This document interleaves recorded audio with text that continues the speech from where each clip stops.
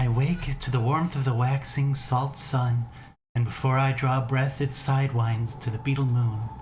I muse on my many selves, think on the jewels I've loosened from the lime, and all the myriad forms space and time have lathed me to. I dream of the sky shelf and its cosmic tilt, the movers that ferried strangers across stellar gulfs and toward their numinous ends. The earth falls away to light and dust, and I dream no more. Now we become the specters that peopled the caves of Cud. Sorry, I was in the kitchen. Hello everyone, welcome to the stream. Some people say that, maybe. Hi. Hi, were you keeping chat entertained? I was. It's weird that we went live while I wasn't I sitting know, down. while you were missing in action. Oh. Yeah, I was just reading a transcript of the release trailer for the game. That's cool. So yeah, we're here at an end to things, everybody. As far as Caves of Cud goes. Yeah, it's this is probably our final CUD stream. Yeah. So we're gonna be hopelessly adrift for games next week. You have to find something else to play. We'll finally get back to Phoenix Wright. Yeah. This game is, I think, 17 years in the making. Jeez. I know, right? It's not the end of the game. They are working on some expansions, which is very exciting. I think they're mostly tailored towards expanding some of, like, existing factions, adding more quests, and deepening the lore with some of the folks in Cud. So that'll be nice. I'm excited for that. Though I don't know if it'll depend whether or not we stream this again after tonight. But It's probably going to be a fairly long break, but yeah, I don't know how CUD ends, so this might be. I want to say that Slacks will return, but I don't know if it's like a. I do know how it ends, and I had to like lay down and think about life and stuff. It's really something. They really, I think, knocked it out of the park, and I'm excited to get there with you. I'm glad to be here with you, Sleet, at the end of all things. It's not so scary as all that. We got a big elevator to ride on, and nothing bad's gonna happen about it. I mean, are we riding on it, or... We're riding on something that's climbing it. Okay, that seems safe. The elevator's a boy. Our boy elevator. Our boy elevator. Silksong just a week away. I know, I'm so excited. I've been replaying Hollow Knight. I just finished it up today. Garfield Kart 2 just a couple weeks away. Yeah, I'm so excited for Garf Kart 2. Can't Maybe wait to pay full price for that game. Maybe we can 100% it in an hour and a half and then return it. God. Like that thing we did with Garfield Party. Yeah. And then... It was such a bad game. It sucked so bad. Oh, man. We repurchased that for a bit on another stream and then tried to return it again afterwards, but at that point Steam was like, nope, nope. If you like Hollow Knight, may I suggest Nine Souls? I do want to try that one out. I've heard of that. I don't know much about it, though. It looks really cool. I do like Hollow Knight. I like it a lot is the thing about it. I have very big feelings about it. Gonna be so funny if Garfield Kart ends up really good. Ugh, I spoke to someone that was playing the playtest, and apparently it stinks real bad. So we're gonna have a shock. Well, that's why it's a playtest. They can knock all the cruft off of it, and it's gonna be perfect. Yeah, they can make it into like a good game. We're gonna be entering a new era of video gaming. That's true. Yeah.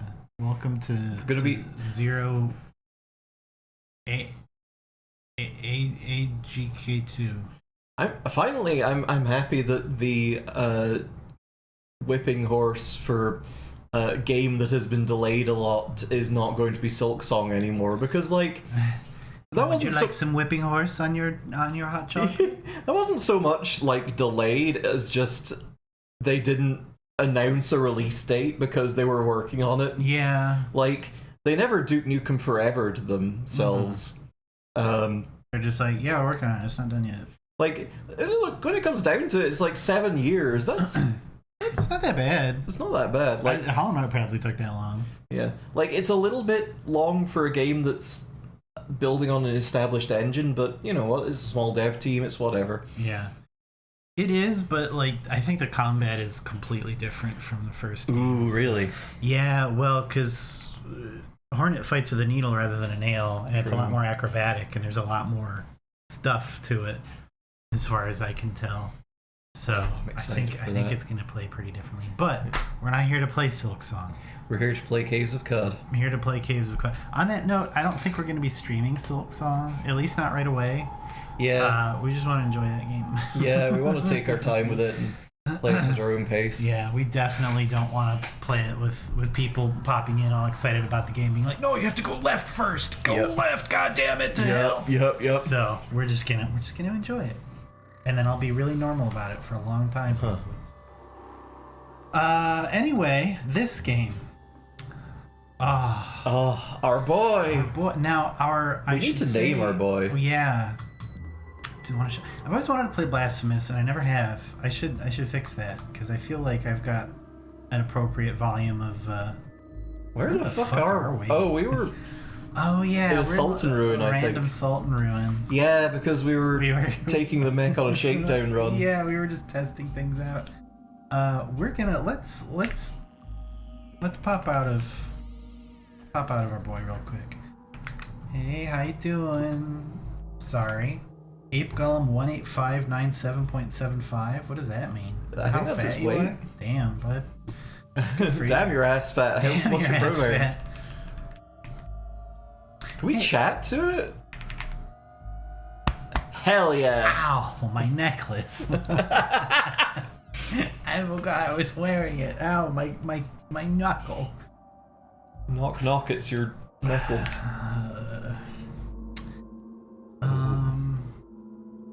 So I don't know how many arms this dude's got. I feel like maybe that wasn't a vector of the sort of shaping process. Yeah. I think it took Oborokoru's template as an ape to model it. Yeah, I think so. His template is Oborokoru specifically.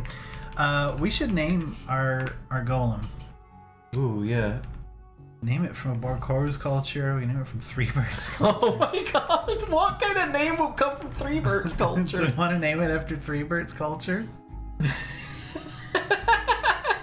I like us sitting together in this Sultan Ruin and being like, this golem is fantastic. We should name it. And Uburukuru just sitting there, perfectly calm countenance, expectantly waiting for you to It's hard choose for a him to name. express a countenance right now because his face is gone. Oh, true. A grim countenance. Just waiting for you to pick a name from his culture, and then you're like, so we're naming it after Threebert. Gloop Glorpington. Is that what we're doing? Let's do it. Oh, okay, Hexaclefocals. Hell yeah! I love you, Hexaclefocals. We have to use the whole name every single time. Hexaclefocals. Hexaclefocals. So it's cool that we got a 5-syllable fucking name. Okay, let's leave this slimy place. I can't figure out how to leave from here. Getting that tattooed on my butt? Hell yeah! God! Okay. Damn it! All right. Not again! All right. You know what? Uh-huh. Do we remember how to fix that? Is it... Wait. We have, like, some of the goop for fixing it. We do have extra goop. Was it... Do we just spray this on our... Is that right? I think so. And or drink? Let's pour a little on this. Do we have it in a spray bottle? Luminous gel. That was for our other problem. Can we tell chat about gumps? Okay, fine. So... Wow, thanks, Moofbot. For more information, check out our highlights VODs. Highlights channel, true. Exclamation point YouTube. Exclamation point YouTube, where we've got our whole Gump lineage. That was our It's a Halloween thing. Halloween thing. Born of a very good idea. We were reading scary stories for chat. It was a very fun time, and we had some Goosebumps plot synopses that we put through a few different translators and back to English, and we read them, and they were very scary. Mm-hmm. And they were short and sweet, hence Gumps. Yeah, exactly. Short and sweet and incomprehensible. Exactly. They were a lot of fun. Speaking of our highlights channel, new Voices of the Void highlights out a couple days ago now. Ooh, And, yeah, that's true. So check that totally out, and you know, if you want to help us out, you can share that around. I feel like this was the Glotrot. That was Glotrot. That was Glotrot. So I think the bloody gel is our drink it. Yeah, that's it. It has a metallic taste. It's very greasy. I remember that being the thing. Maybe we had to set it on fire. No, that was Glotrot. Okay. Huh. I kind of want to just load the save. We've got the cure. We don't have the book anymore because we used it in the gold. Yeah, book's gone. Uh-oh. Yeah. This is what I'm saying.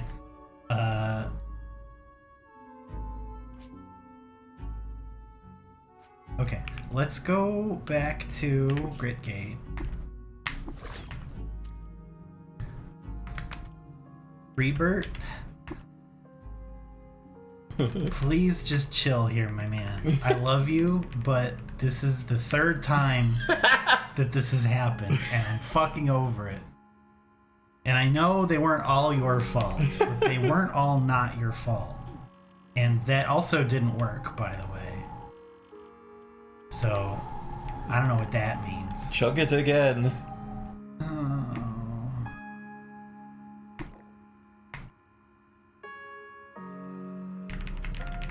Are you sure that wasn't the stuff that we had to set on fire? I'm certain. Okay. The Glotrot cure is specifically the flaming ick.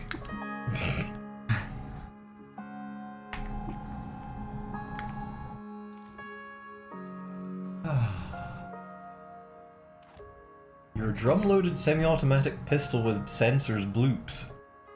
That's a shame. What? Why? Why did it bloop? I guess the battery died. Oh. I didn't even know we had one of those. We have so much. Yeah, the battery died. Oh. Okay. Oh, so it's not floating anymore. Man. No. Some kind of exploration pervert. That is a good quote, you're right. Oritana. There's something else that we have to do first, I think. We have to probably eat a bug or something. Yeah. Oh boy.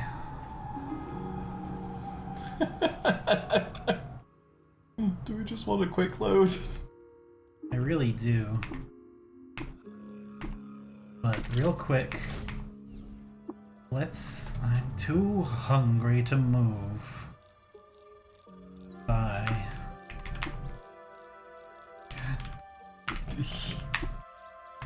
Why not? Where's the Cloven? Where's the Cloven? Fine. Oh, is it beyond the spiky spikes? Probably.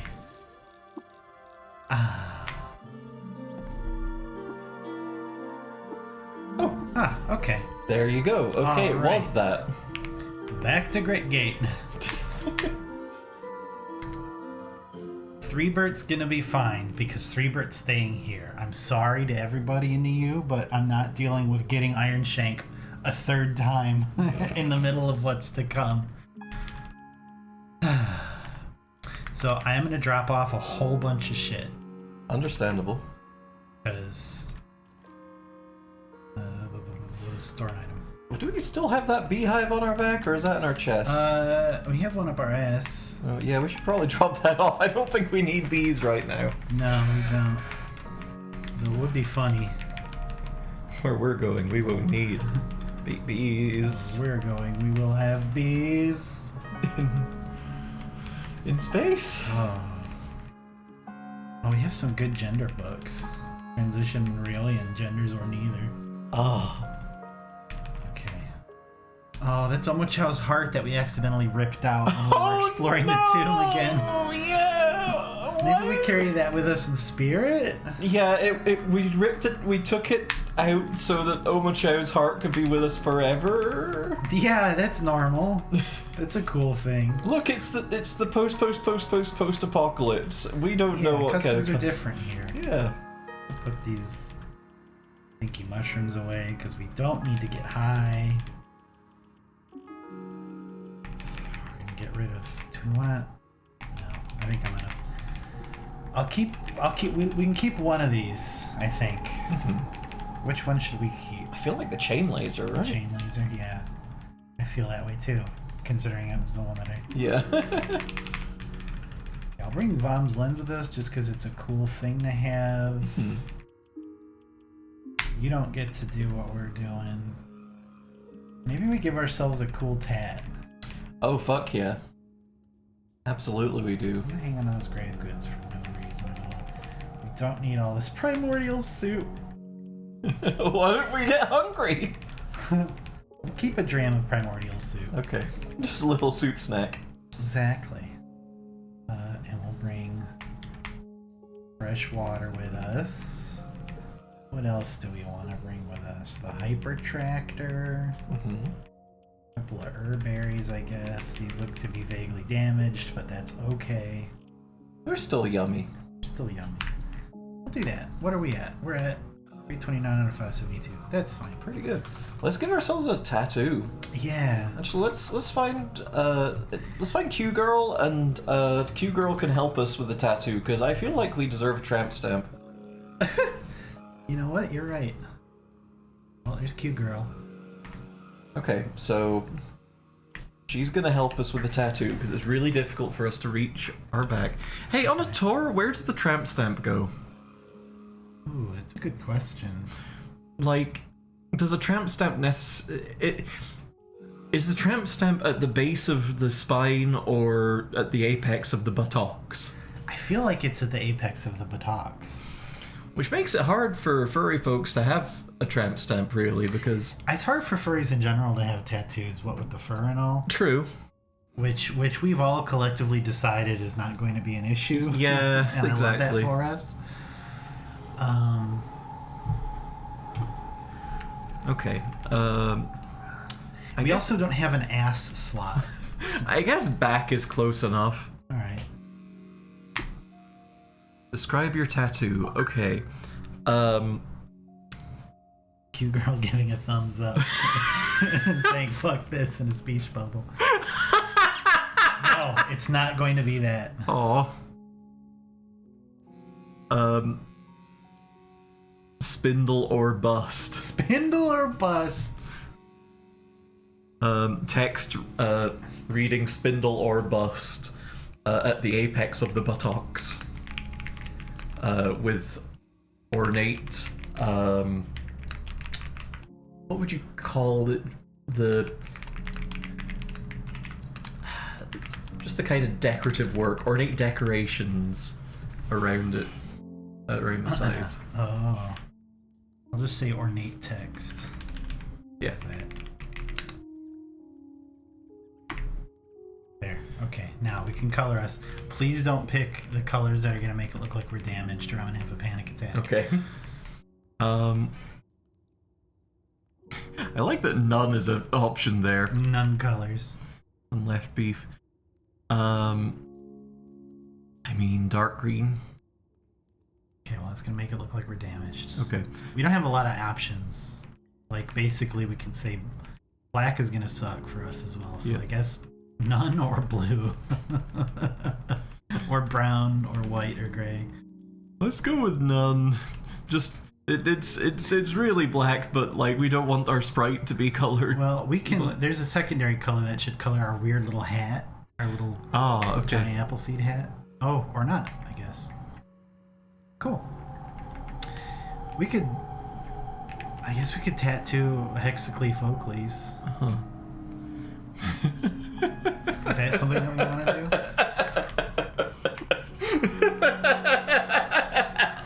Oh my god. Okay.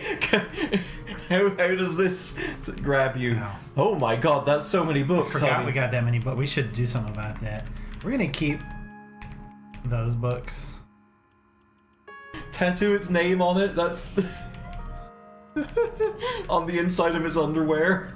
Oh. On the base of its sandals. Can we paint the sandals? Like, can we engrave them? Regrettably, no. Man. Wait, we gave them. Okay, yeah, they do have some. They've got a painted metal folding chair. Great, and 13 other folding chairs. They're just like. You have them like looped around their arms. They're just like, oh, it's fine. Just show me where the music room is. I'll set them up for you. Okay, I did set them up with a bunch of cool shit, so that's fine. Great. Alright, do we want to tattoo them? Absolutely, yes. Why do I even ask, really, huh? Oh, we did use that on somebody. That's right, we brought a vent to life and left it there because it can't move because it's a vent. Can we bring our tattoo gun to life? I don't think that works on items. Can we Okay, what are we... try? It's so... Uh-huh. Okay, some options. Uh-huh. I'm full of slacks, and a matching tattoo on us saying, I'm the slacks girl.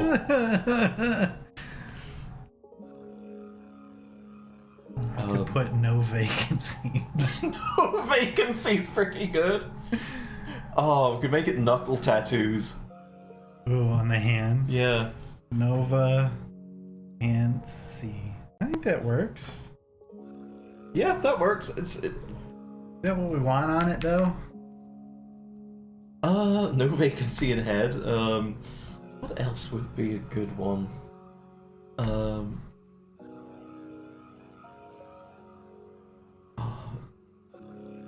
Live and drink. We didn't ever give Burukuru the mom tattoo, did we? Because we were too shocked by Yeah, we're shocked that his arms are fucking gone.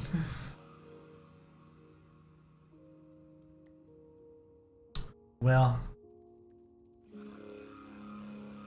What if we... Okay, so, hear me out. okay. Tattoo of just slacks on one of the feet, like... you know, like Andy on Woody's foot. Okay, yay.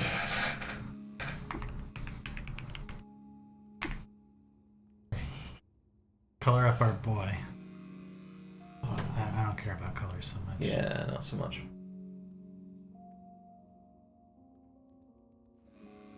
What? Color. Oh, sorry, I thought you said you didn't care about colors so much. Well, I mean, I don't care about what color we pick so much for this. Well, could be red. Red. Red or dark red? Oh, dark red. Dark red. Secondary color. Ooh, gold. Gold.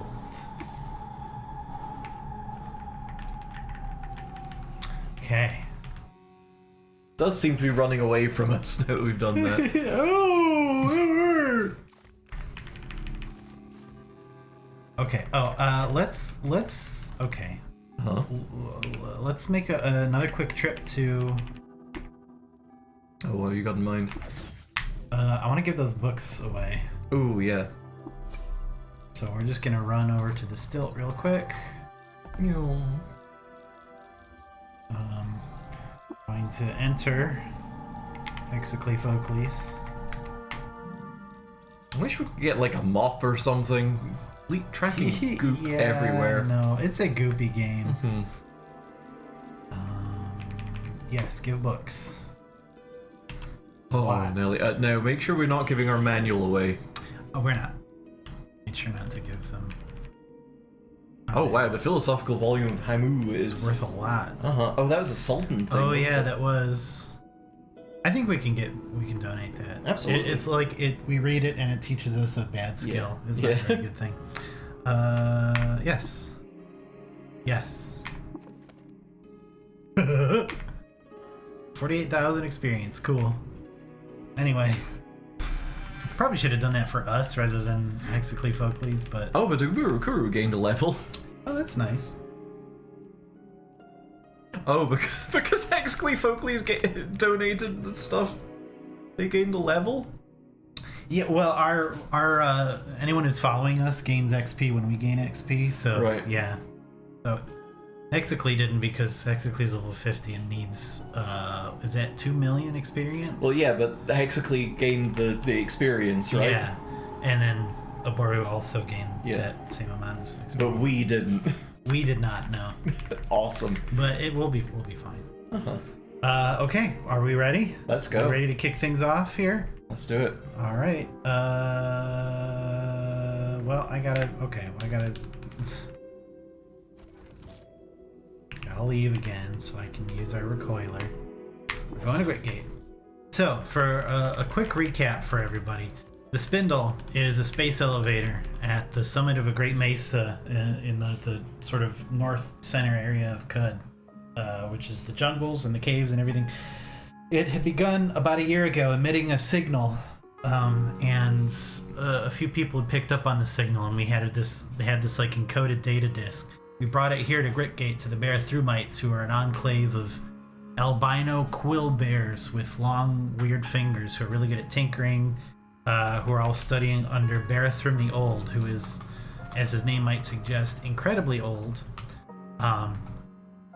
who is around since the receding of the most recent ice age, which was quite a while ago. Oh, wow. Yes, a few thousand years, I think. Here he is right here. Here's his copy of Crime and Punishment, which is fine. And with our help, Barathrum was able to decode the message.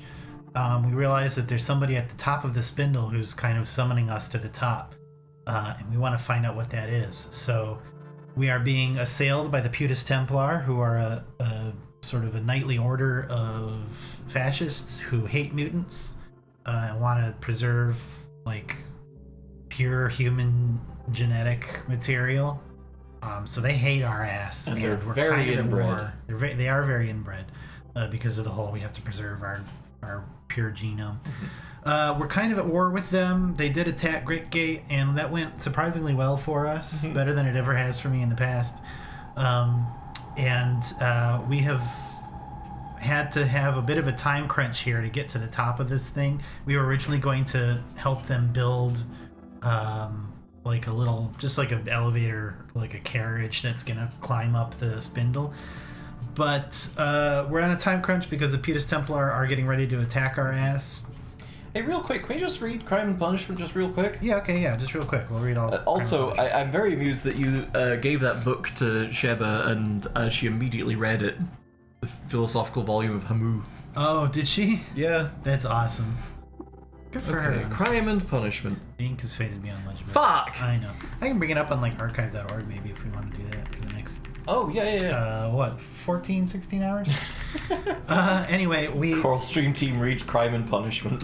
we hired the profoundly amazing engineer Pax Clank, who was living in a little mushroom hut in between dimensions. We had to get super high to be able to find them. And they suggested we build a golem. So we went around and built this thing out of clay and a bunch of other stuff. We used our ape god friend here as a template for the body. We gave it a cool, super powerful hammer. We gave it some memories of achievements we've made in our adventures through Cud.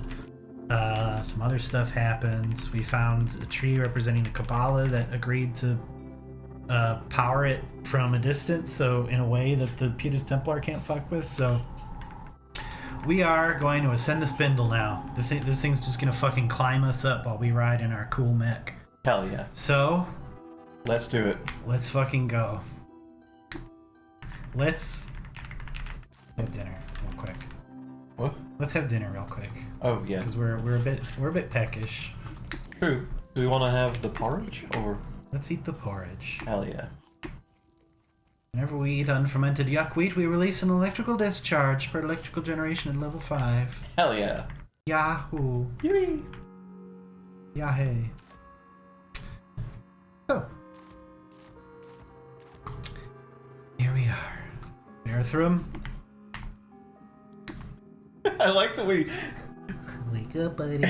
like we came down here, stood over Marathroom, just took a little look at War and Peace, recounted all of our deeds, then went bit hungry, went and had some porridge, came back, and now we're just like, wake up, Yeah.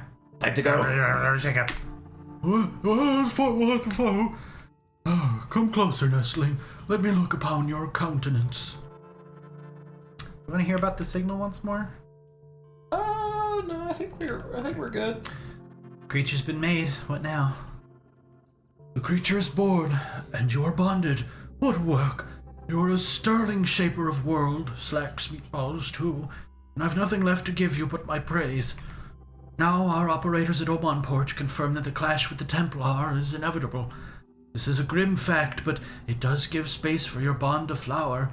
Go, become familiar with leading and piloting your creature. Return when you are ready, and we will finally go starward. All right, off we go. Ready to ascend the spindle, Barathrum. Are you sure, Maven Slacks, too? Our fates are not reversible past the next event horizon. We go. We go. We go. Oh, what is it?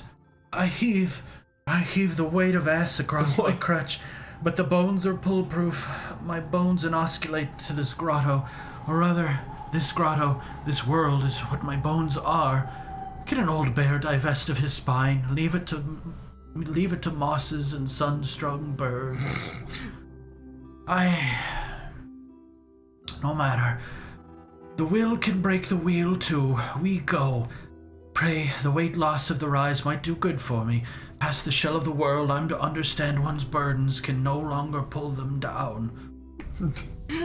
I for sure thought he was just gonna pull, I'm too old My to ass go. too fat to fit up the stairs. You have to do this alone. Our star freight. We are Star Freight. Righty. I'm old! Barathrum? Get in the fucking robot. Barathrum, get in the robot, or Burukuru is gonna have to do it again. Barry? Is he like Barry! I think he's collecting some stuff. Oh, okay. That's fine. Maybe? There we go. Just getting some shit together. Okay, Here we go. I'm gonna save the game. Here we are.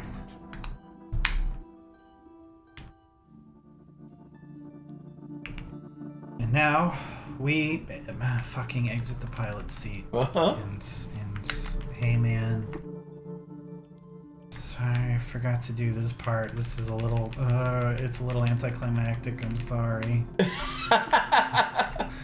Forgot to give you the fucking recoiler to Ezra. Get the fuck out of the pilot seat, man. I just wanted to turn the lights on, not No, honk the horn. I get it, bud. It's fine. Oh, hey, we can. I didn't want to equip it. I think we can drop. Yeah, we'll drop all 13. We'll drop all 14 of these. Can we have a look at that photos. painted one? Maybe it's got something cool on it. Yeah, but What did you do? I don't know. I dropped it really good and hard. 2134 BR, Nemed, the desiccated seed of fish, Leaf Waker, Brian Broker, the desiccated specter of Belil, very desiccated boy, husband of Bodega's Wood, the maroon leaf died of natural causes. He was 130. Sweet. We knew that, apparently. He tried to equip 13 metal folding chairs. Yeah, I just wear them along my arms like spike armor. Okay, now Fucking, sprout 13 arms out of her back, Ashura style, and yeah. each one wielding a metal folding chair. Transported. Reclamation. Oh, the music's dramatic. Okay. I'm gonna look at our quests real quick because there's some stuff that we're gonna have to do, and I want to see the names. Uh-huh. Oh. We've got Geshorard Gestrid, Implanted Sinek, Grand New Father Emstrid, and High Mecha Gavrapig. Ugh. Some shit's going down, everybody. We gotta defend. There's... Borukoru fully might not make it. It would be great if he does, but... The new father dies. Killed a new father, that's cool. What's a new father? We will probably see one. Oh, okay. Gunner Knight Templar. Well...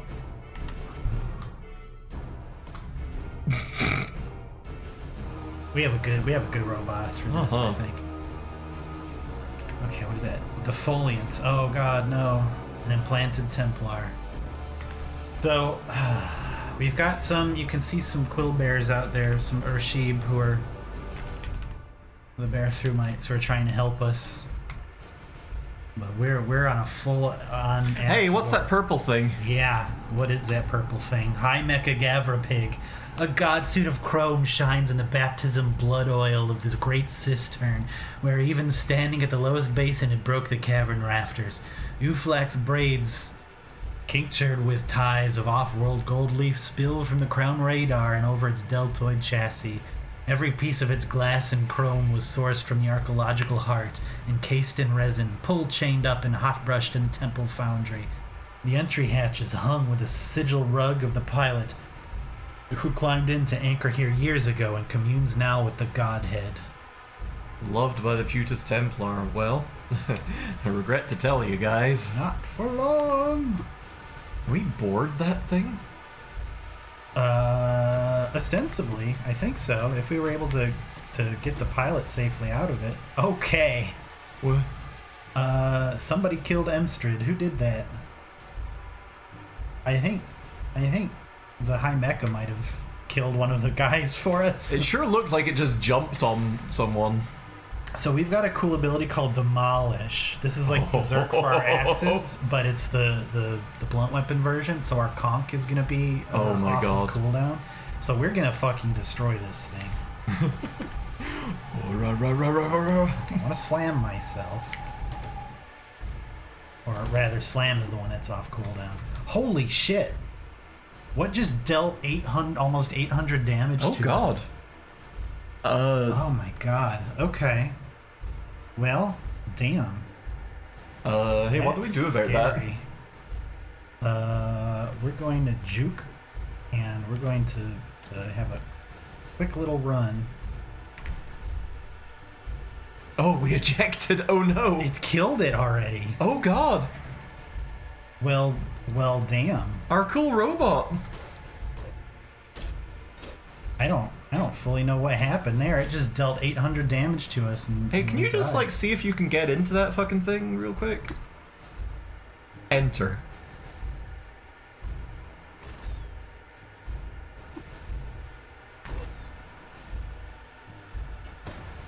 I don't think so. I feel like this is a doomed timeline anyway, this so is Doom's timeline. This may or may not take a little while. This is not an easy thing. I think the towering god suit might be a little strong. Yeah. Yeah. Okay, we'll give you the Ezra recoiler again. We'll save again. Well, we'll enter you.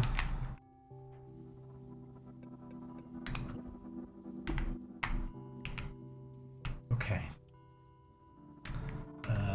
We will recoil. Are our names the sames? I think they're probably different. Yep. High Mecha Fairly Rard. It's fairly rard. Ooh. Gidak Gwispard, Wraith Knight Templar of the Binary Honorum. Jesus Christ. Oiled and brushed mail hand across his crooked spine and salient jaw.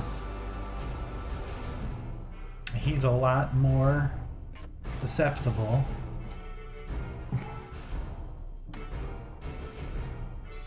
she shamed us with her words. Yeah.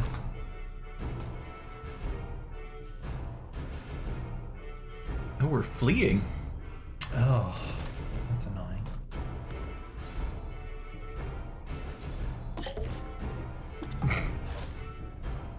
Okay.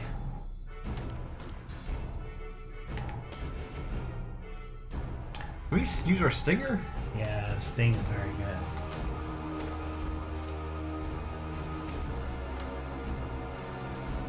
Okay, so we're not actually... Hang on, do we have to fight this guy?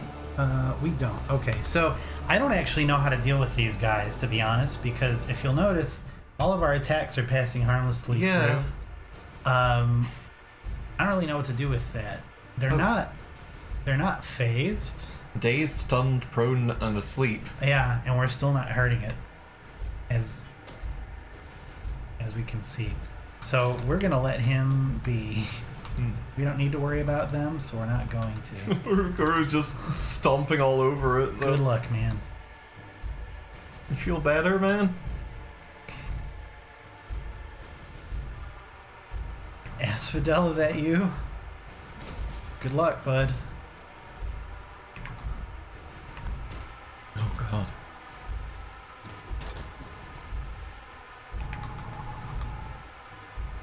Oh, scary. That's one of them. Okay.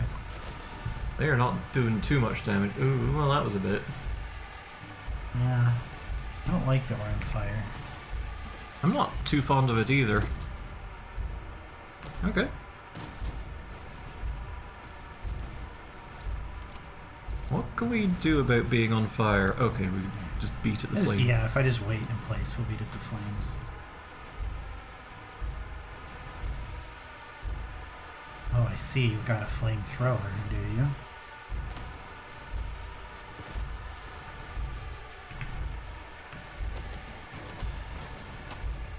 Jeez. Wraith Knight Templar are summoned from the phylactery something or other that some squires carry. They're entirely holographs with a psionic weapon. Oh! I see. That's why we had that phylactery that one Okay. time. Oh, there's a different kind of mech. Soupy, inky temple mech. What did we get? Oh, we ejected, I think. Where are we? I don't even see us on the map right now. How do I? Oh, we're at top. Well, we're not doing this without our body. Let's have a look at that mech. Is it different than the other one? It is. I'm not. What got us is what I would like to know.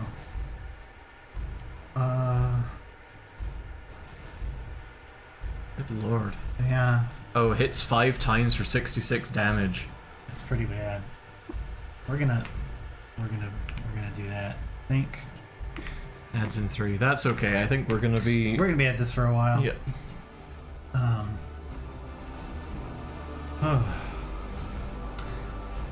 What?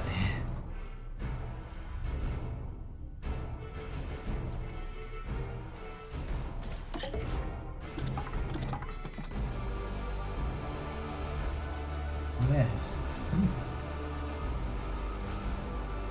Some people like us a lot that we did that. Uh-huh.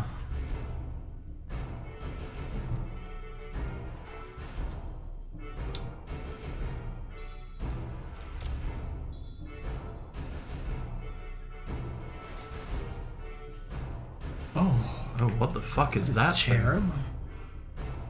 Time mollusk cherub? What? Scary. Why are you here? They're domesticated. Okay, so there's somebody over here. Is summoning shit. Yeah. Oh, that fucker. Right. So if we can get rid of the phylactery squire, then Yeah. I guess we can deal with that. Who's the guy in red there? Oh. We might never get the chance to know. A grand anew father. Let's deal with that. Guypold Thomond. Kaipold, welcome to being crushed to death. Welcome to the end of your life. Don't run away. 7 damage from our poison. Oh. A time mollusk cherub, of course, naturally. What else would it be? Oh, he just got backed into a fucking corner. Yeah, he sure did. What? Now disliked by grazing hedonists. Whatever. Ayla liked that we did that, though. I think one of these assholes spawns in each tile. There's 4 of them, so 4 of the 8 tiles surrounding this area. I guess there's more than 8, but... Oh boy, here we go. Mecha time. So...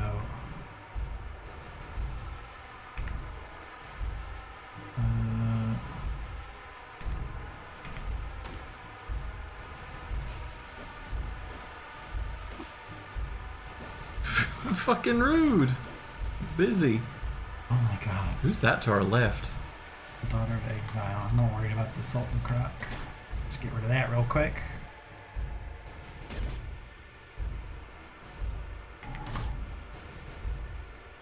Guy pulled crushed head. Oh, they ejected. Yeah.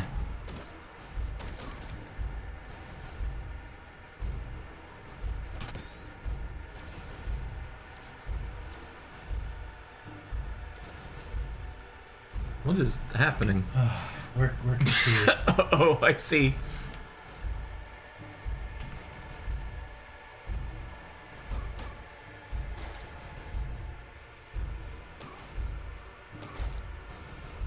They don't want to fight Trini Lampreys.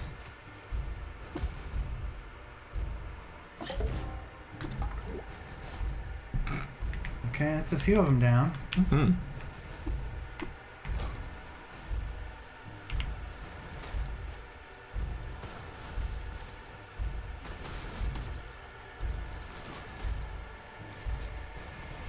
Find the pile and crush them into a fine paste.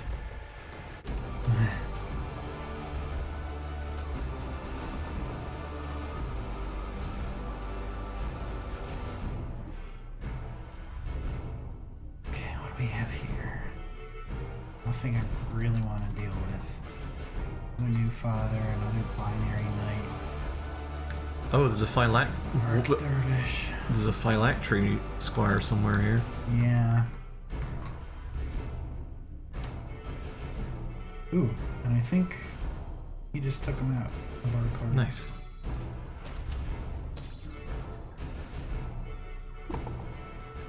Okay, so things just got worse. What? The aching world moan of the Nephilim resounds and your body throbs in the electric air. It has arrived to the east. What is it? It is one of the Nephilim, the Gersh Nephilim. Scary. Yes. One of them will always show up to invade during this whole debacle.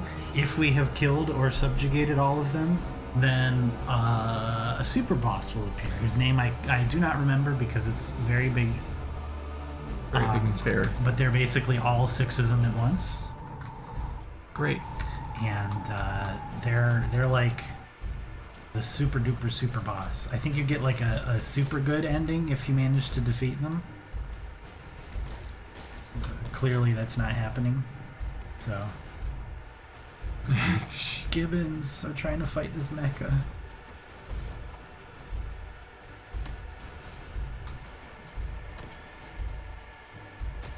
The Gibbon teleports. There's so many teleporting Gibbons. They're here to aid us in our hour of need. Exactly.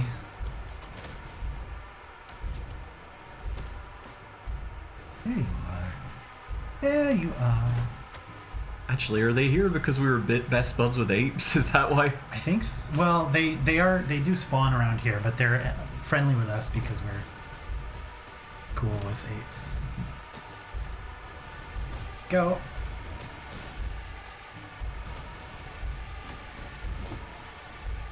Where?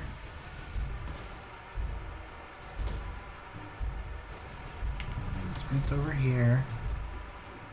Put out the fire. Hmm. Put out the fire. You would not believe your ribbons if 10,000 teleporting gibbons.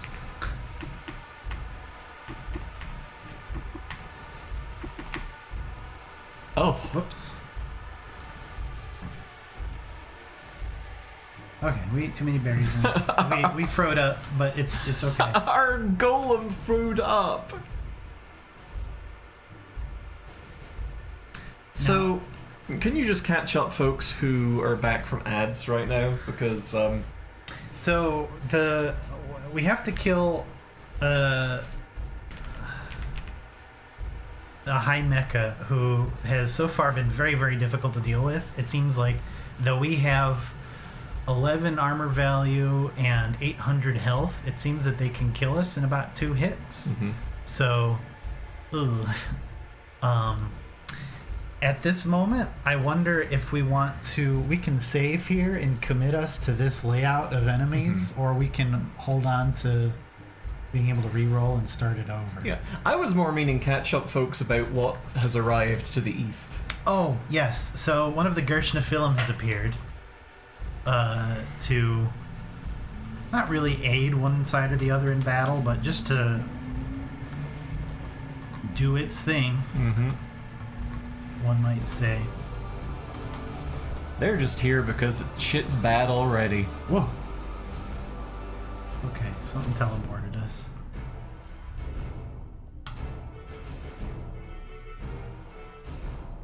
You met one once and you fell down a really big hole. Oh, that's the one. Oh, great.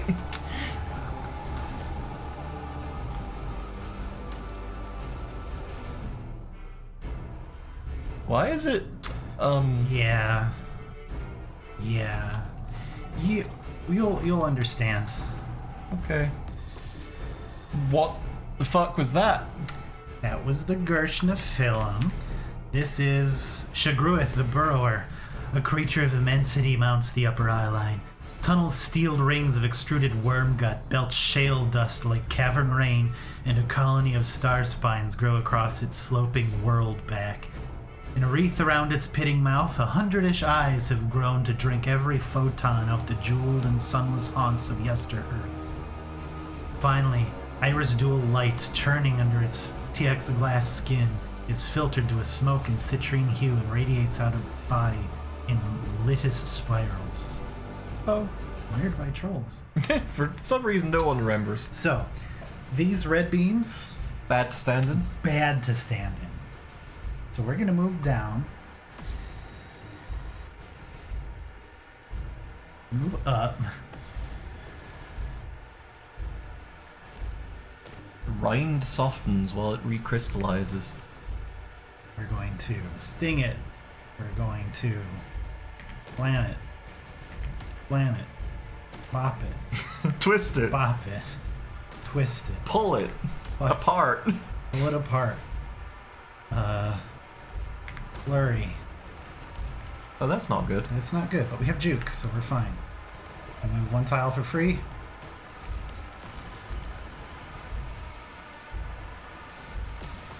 I love this. It's a bullet hell boss in a Right? in a fucking RPG. Like, hey, you want to know how bad these things are? They completely defy, like, the graphics of this game. Uh-huh. It's really good. I like that a lot. What are these numbers? Yeah, They're why? still ticking? Because that statue took a lot of punishment. It's just all the damage that this thing took. Oh, it's been desecrated by vandals. Even this far in the future, the fucking vandals can't. Are still just associated with, hey, you broke shit. Finish the step beast slouching of the quest reclamation. Fuck yeah. A sphere of light in the cord of Shagruith radiates away. You feel it absorbed elsewhere.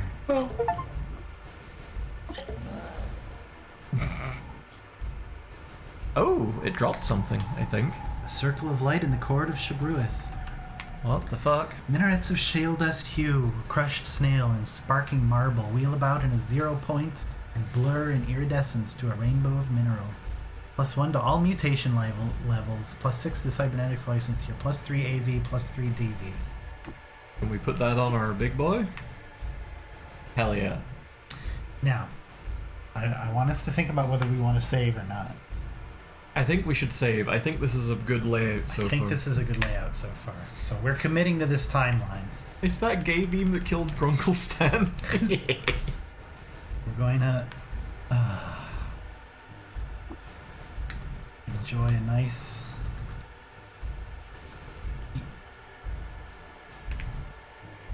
Okay, that's fine. Ooh, that's a lot of boys. Is that a Snapjaw? Well, Yeah, it was a Snapjaw. Now it's garbage. masterworked poison-tipped spear hits the scumgrass. God. I believe we've got 2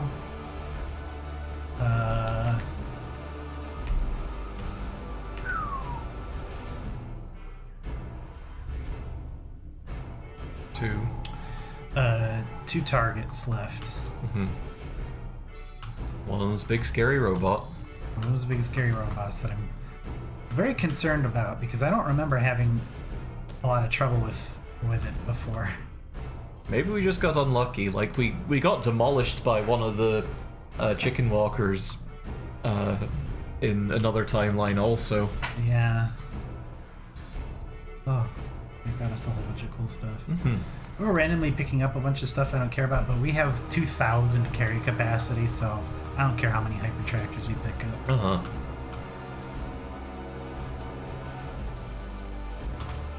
You're here.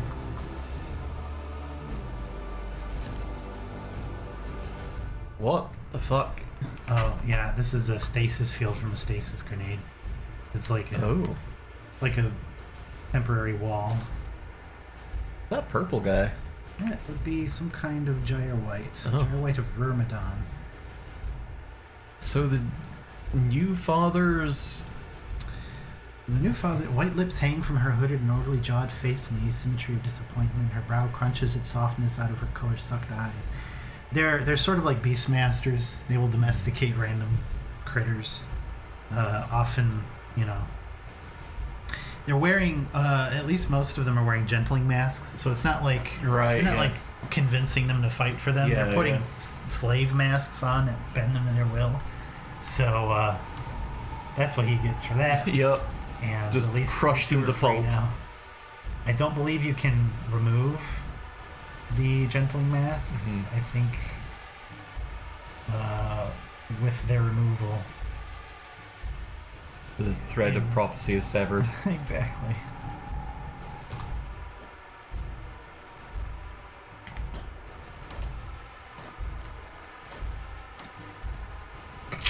Fucking love the eject. Yeah. Hate Being set on fire. being set on fire. Not my favorite. I'm gonna take one of our herb berries. Yummy. We're in good shape. I don't actually remember exactly what our mutations are. Okay, we only have poison stingers. That's weird. I feel like I would have pushed us to have more than that. We had the option for regeneration, which really would have been nice Oh, to have, yeah. but Oh well. c'est la vie. Levy. Thank you. You're welcome. What? You bitch. What? Huh? It's got dazed is all. Okay, there we go. That dealt with that. I dealt with that. Let's actually chill here for a bit. I probably didn't need to use the herberry. I could have just... Oh, I didn't realize that we actually healed as our golem. Oh yeah, they're artificial and organic. True. We actually, if we really wanted, we can flee. But everybody will come back, so we'll have to like do the whole thing over again. Right. There's a whole thing about that. So I'm really nervous about is this fucking robot. If we can take care of the robot, then we're golden. Well, Okay. do or die time.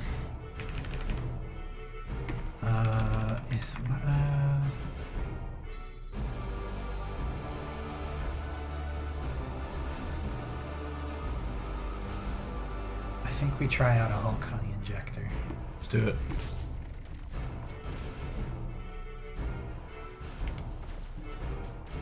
go. There you went. Sting. Juke over here. Demolish. Slam. Slam. Slam. Slam. Come on and slam. Conk. Turn this robot into ham. Flurry.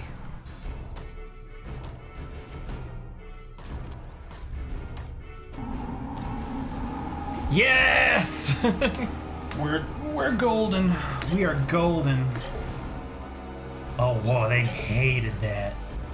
What? Even Ezra hated that. There occasionally the faction stuff doesn't make a lot of sense. There's no reason why Ezra should be buddy with the Putist Empire. I mean, there's not necessarily a reason they shouldn't. Just because. Ugh. Ugh. Oh no! Third gear is ended. We're all tiny. Just because they live here doesn't mean they're like cool with the Sultanate and everything. Mm-hmm. So it's fine. Borokoro, please take care of those. Thank you. Stop shooting God with a laser gun. Please and thank you. I have a salve injector. Don't need to worry about that happening. Where of the situation? Video game.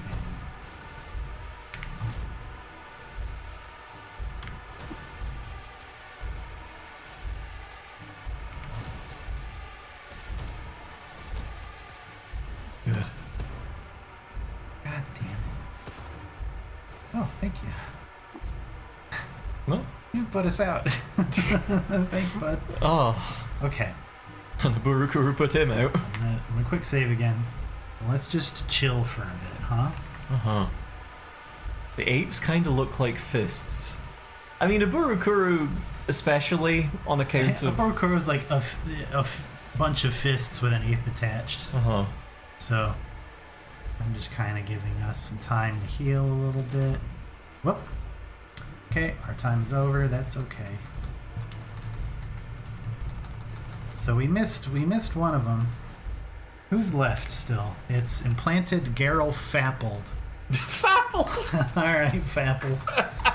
You're doing him a favor. Well, why do the goats hate us?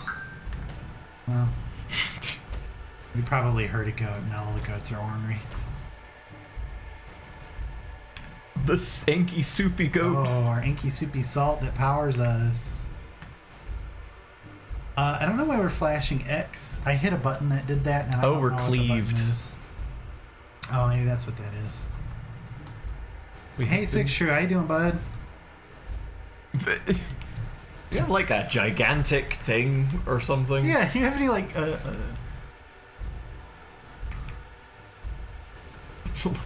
like some oh gigantic shit! I forgot to sunglasses. drop off the folding chairs. We're still carrying those around. Shit. But hey, I can give you this hyper tractor if you want to give me a couple herb berries about it, huh? This seems like a good time to be doing this. Doesn't it though?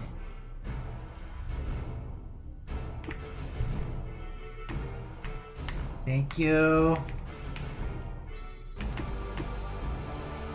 Typically delicious. Okay. Don't want to eat anymore because I don't want to vomit all over Six Shrew. I don't think you would like I'm gonna have to eat this now. Ugh. You flash XXX, you have great cleavage. Exactly. All right, implanted whomstever you are. Show yourself to me. Doing laps around this, like, glad show that- yourself. I'm glad that Borokoro seems to be doing well. Uh-huh. He's in great shape. You know, apart from the missing limbs. Yeah.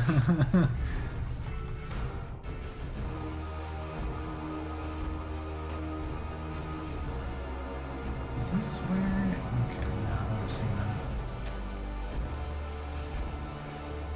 The music, by the way, is fucking awesome. It's really, It's rules. it's yeah. really Is intense. that a statue of an eater that's become like a capsule or a mirror or something? Oh yeah, a mirror depicting or maybe a portrait. Pretty weird. Pretty cool. Pretty cool.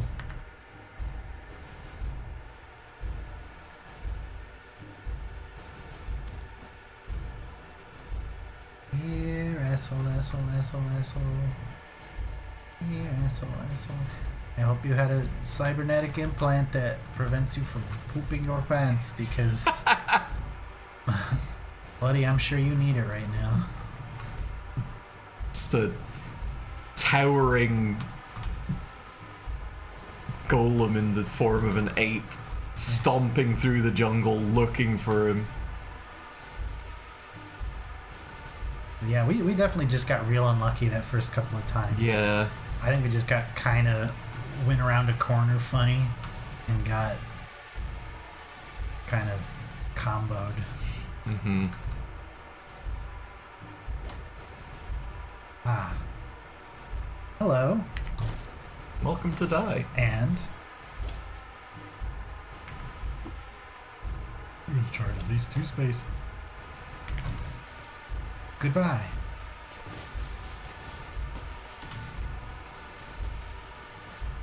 Probably around here somewhere. Mm-hmm. You hiding in the slimy swamps, you coward? Thank you. You little shit. Stepped on a bush. Wish that teleports you. Sure. That's normal. I think also the extra 3 AV and DV that we just got from, Oh, from God, the yeah, helped absolutely. too. Because our armor value isn't actually that high for being as powerful as we are. Mm-hmm.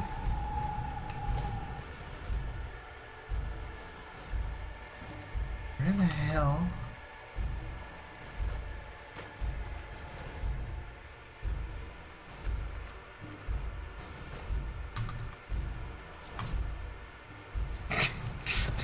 Oh, there's someone. Aha.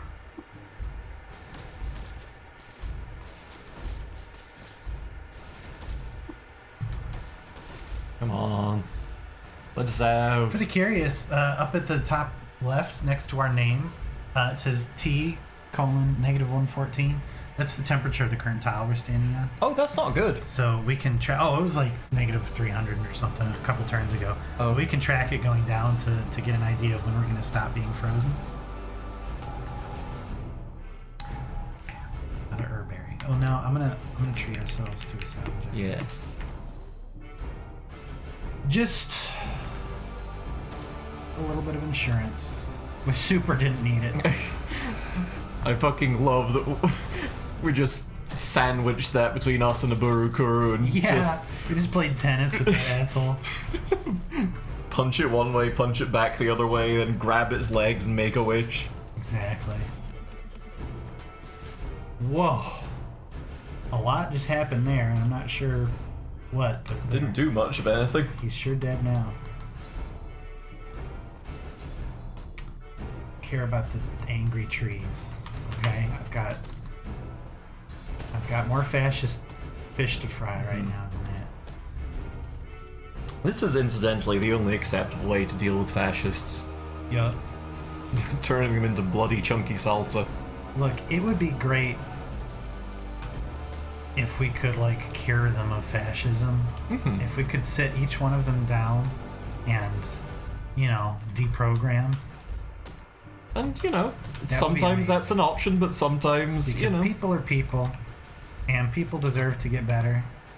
But if they don't want that, It is an ideology. no compunctions. It is an ideology incompatible with human life. Exactly. It is a death cult, and should be met with such. All right, where's this motherfucker? I'm tired of looking for you, man. Pico de guillotine. Ugh. Fuck yeah. Yeah, a bunch of angry trees everywhere trying to beat me to death, and all these flies that are being mean to me.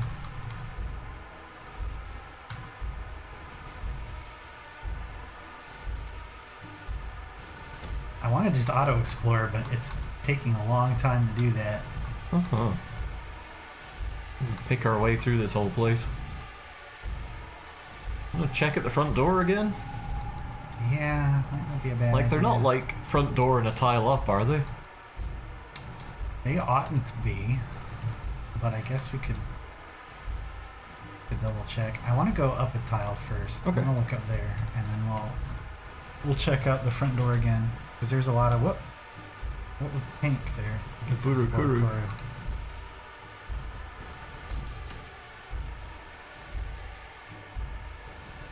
Asshole. So there's yonder brush around here Mhm. that they're bushes that teleport you when you step on them. That's why I'm occasionally just going places. I mean, Elazlo, as long as it... Oh. Okay, nope. Carmen Sandiego logo in it to read, where in the fuck is High Templar Fappold? He's off fappling somewhere.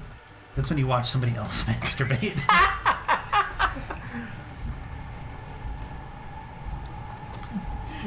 You need somebody else to jerk off your wife? You need a robot to jerk off your wife? You need a robot to jerk you off?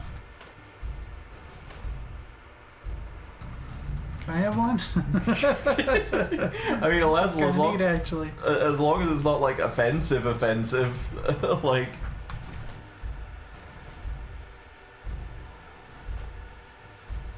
My God. He's just completely hidden. He is shitting himself in a bush somewhere. He's like that guy in the bathroom stall in fucking Jurassic Park. So many trees being mean to you also. I know. He's. They're like. They're banana trees, but their bananas are hands. And they hate us. Trees got hands. Trees got hands. Boku no Inverted Pico hands. de Gallo. Okay, that's pretty good.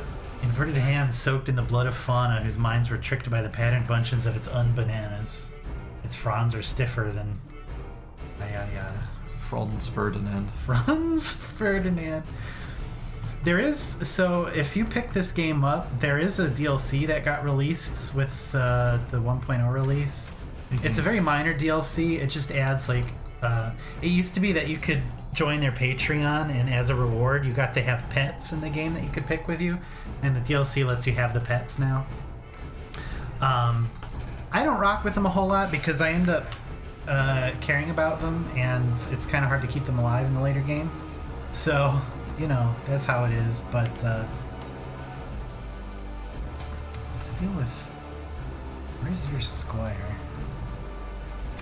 Anyway, there is a vine plant called Bronzy, and you can see the sprite. It's doing like double finger guns, and it's like a wisecracker plant, and I love them very much. There's some very good pets. There's Urcolano, the sentient rocking chair. Herculano. Yeah. Oh, okay, no. So he's definitely not in there. Are they like south of here? No, it's got to be within one of the adjacent tiles. If we try to leave, then we're going to get that again. So it'll give them time to regroup, and it'll kill all of the allies on all these tiles, so we won't have any help. The best pet is either or. Yeah, either or is pretty good. What's that one?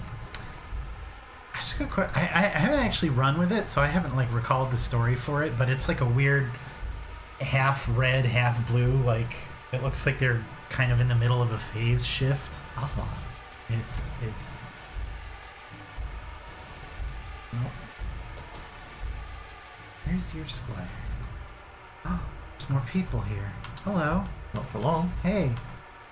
Get back here, you asshole. Well, that was a dumb move on your part.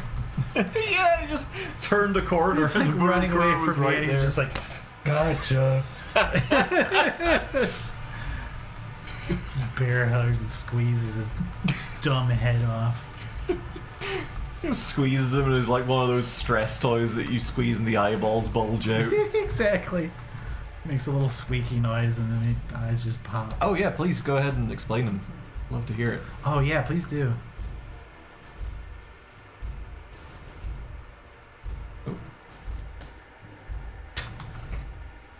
Swatting them like flies at this point.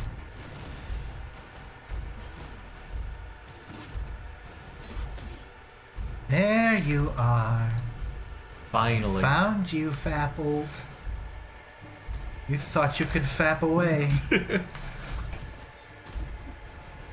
Well, We're fleeing from him. yeah, we are. I'm so terrified. But only psychically. Either and or alternate timeline / reality versions of the player character. You can perceive them and their Oh. description implies they are the only thing in their reality that you are capable of seeing. That is cool. That's fun. I like that. The pets are great. Goodbye, Fappled. Completed reclamation. Oh, you're welcome, unshelled reptiles. A robot there that we should annihilate. You think you have a chance, huh?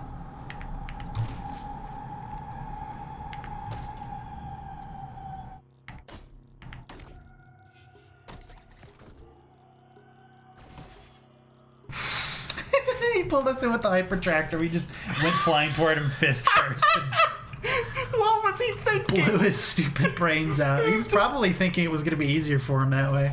Just like sitting in his ejection seat, firing his hyper tractor at us, and like I think the last thing that went through his head before our fist was, "Oh." I think the last thing that went through his head was our fist.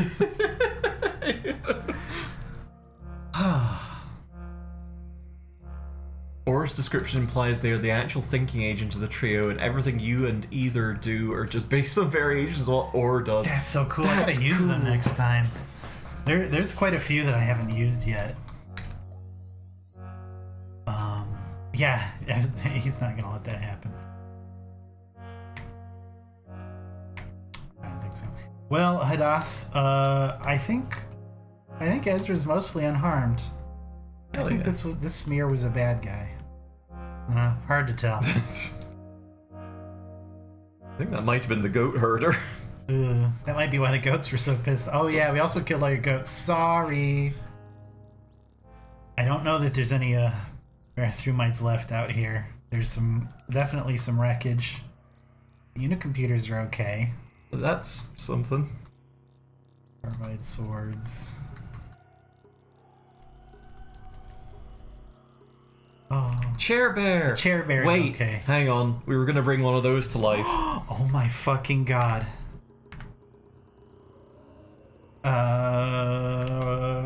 I'm too excited. Okay, exit pilot seat. Barathrum, I'll be right the fuck back, okay? Whenever you achieve something, will become chiral for a few turns, and one of several effects will happen at random. Oh. Muted because I'm watching the VOD. Have fun. I'm a thank stream. you. I hope you have a good time, and I hope you enjoy the VOD. Yeah. Either they both explode into puddles of up to 3 fluids, and by puddles I mean small ponds. Oh dear. Oh.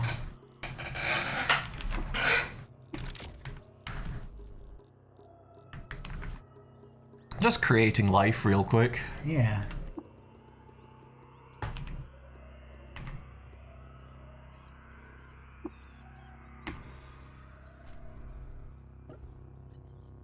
What is live? What is drink?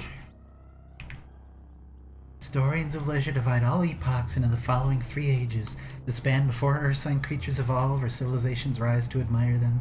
The span between Earth-sign prominence and a civilization's capacity to fashion divans in their likeness. And thence the span until the civilizations fall.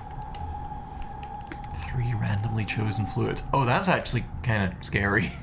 That could be good or really, really That bad. could be good, or it could kill everything and everybody. Can we sit on the chair bear? Oh. We're already sitting down? Hello? So Ooh. you're just gonna... Okay. And then we died.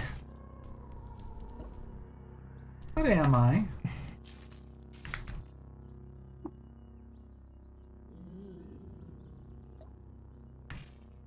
So we can't actually.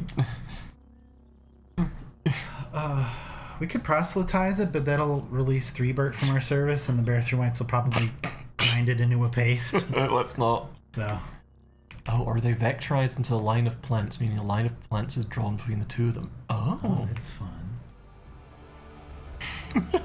Hey, Parathroom, don't worry about what we were doing.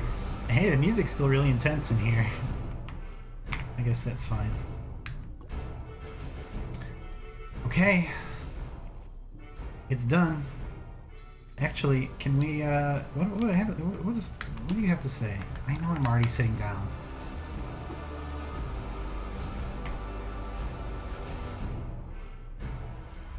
Not a lot. Look upon your countenance.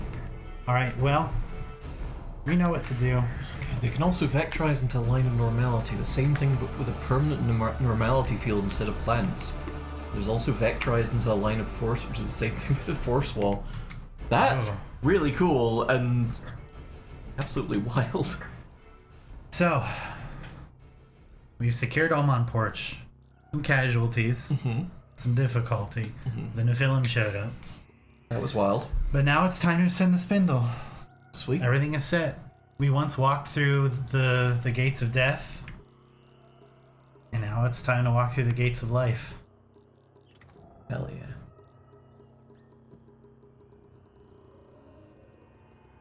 Also turn to random statues.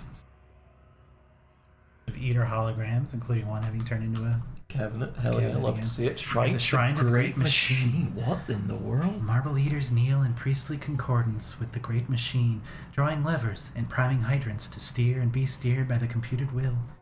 The dais of crystal diodes gives a dashboard view to the churning of geocultures hundreds of thousands of light years away. It's cool. And a bottle of wine and a painting. Somebody's been sitting here. Oh, admiring it. Well, Yeah, it is really cool to see Pets DLC that's not just toss the dev another few dollars, which, you know, it's fine, absolutely. Like, I'm all for, you know, little cosmetic thank you kind of DLCs. But it's neat to see it with a little bit of extra thought and personality put into it. They're all really good. Like I said, I've only used a few of them so far. Aden Shabbat is a good one. It was like a little floating droid with a cowboy, or not a cowboy hat, but like a cowboy hat kind of a thing. Okay, yeah. And he loves to cook and teaches you recipes all the time. There's also Eros, who's a little robot guy who's programmed to love you very, very, very much. And that's cute. What do we see in front of us? What do we see in front of us? There's braziers here. This is the graphene ribbon. A bubbled ribbon of carbon motes lathed to the thickness of paper combs against its anchoring mechanisms and disappears skyward to a tapered nothing. Oh. Flanged earth steel anchors secure the tapered ribbon of Jaus to its low earth point. The Jaus is the eater term for the spindle. And Burakaru.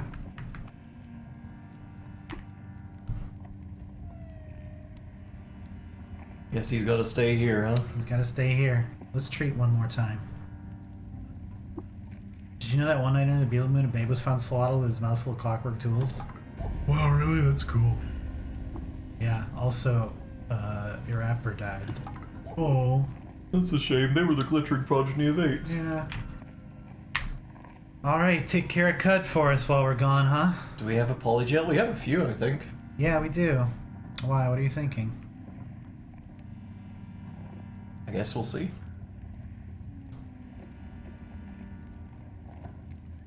Curious. Before we ascend, this might be.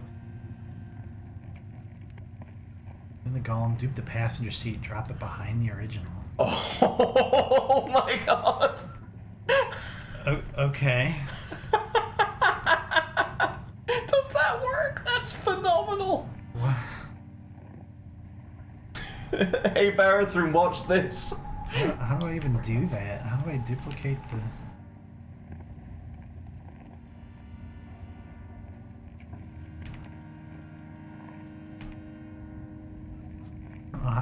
duplicate the passenger seat.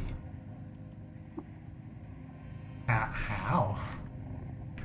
You can only apply it on like items in the inventory, right?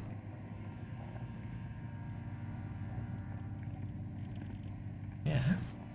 You have to go outside and eject the seats.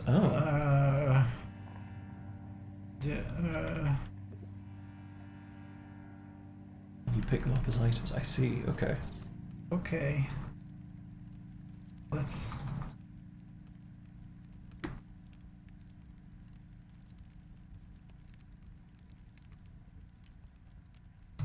Oh, I think we direct ability use from outside.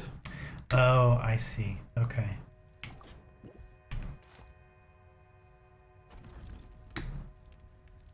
Direct ability use. Barathor's gonna be so pissed at us. Oh, okay, that's maybe not... That's just telling it not to use that. We should probably... Yeah. Okay. Oh, pilot it and then do eject. Okay. And we dupe this. Passenger seats, where are you? Borokuro, you will come to the top of the spindle. Oh, this is beautiful. Love world. Okay. Yeah, get the pilot seat as well. And then let's get back in and put the seats back in. Ooh, Barathor slipped on the aisle. Oh no, his hips! My lumbago! So, wait. Wait, did I not get the... Oh yeah, you didn't get the pilot seat. Okay.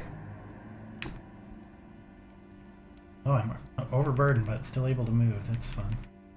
Don't worry about it.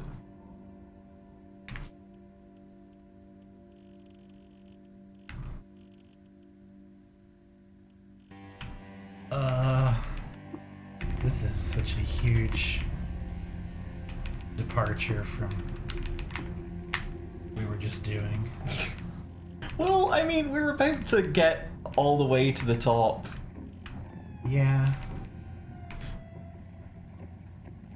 So we might as well do something to bring a Borokuro with us.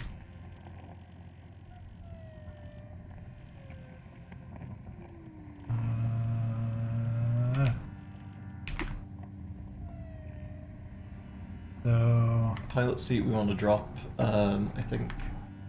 Yeah, right there. Then... Locks in place. Passenger seat locks in place. And... do I just... Yeah, I guess just drop it and see what happens.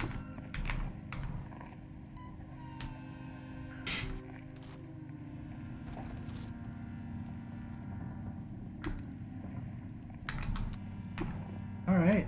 Oh. Click follower to enter.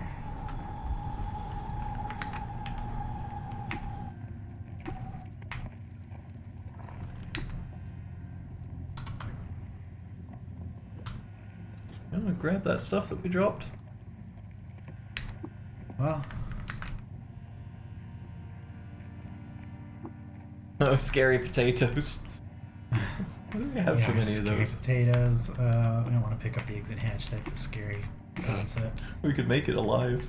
We could. We're not gonna. Okay. Cool. Now then. Now Borokuro can come with us. Hell yeah. We ready to go? Let's do it. Right. Sure we want to ascend the spindle? We know of no means to descend again. Let's do this.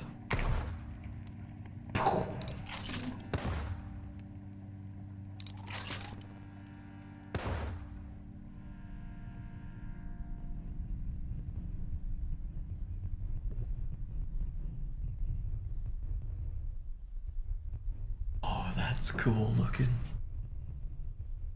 Take a while. We've done it, Slacks Meatballs too. Only in the shallows dawn stirs did I let myself think it possible, and now...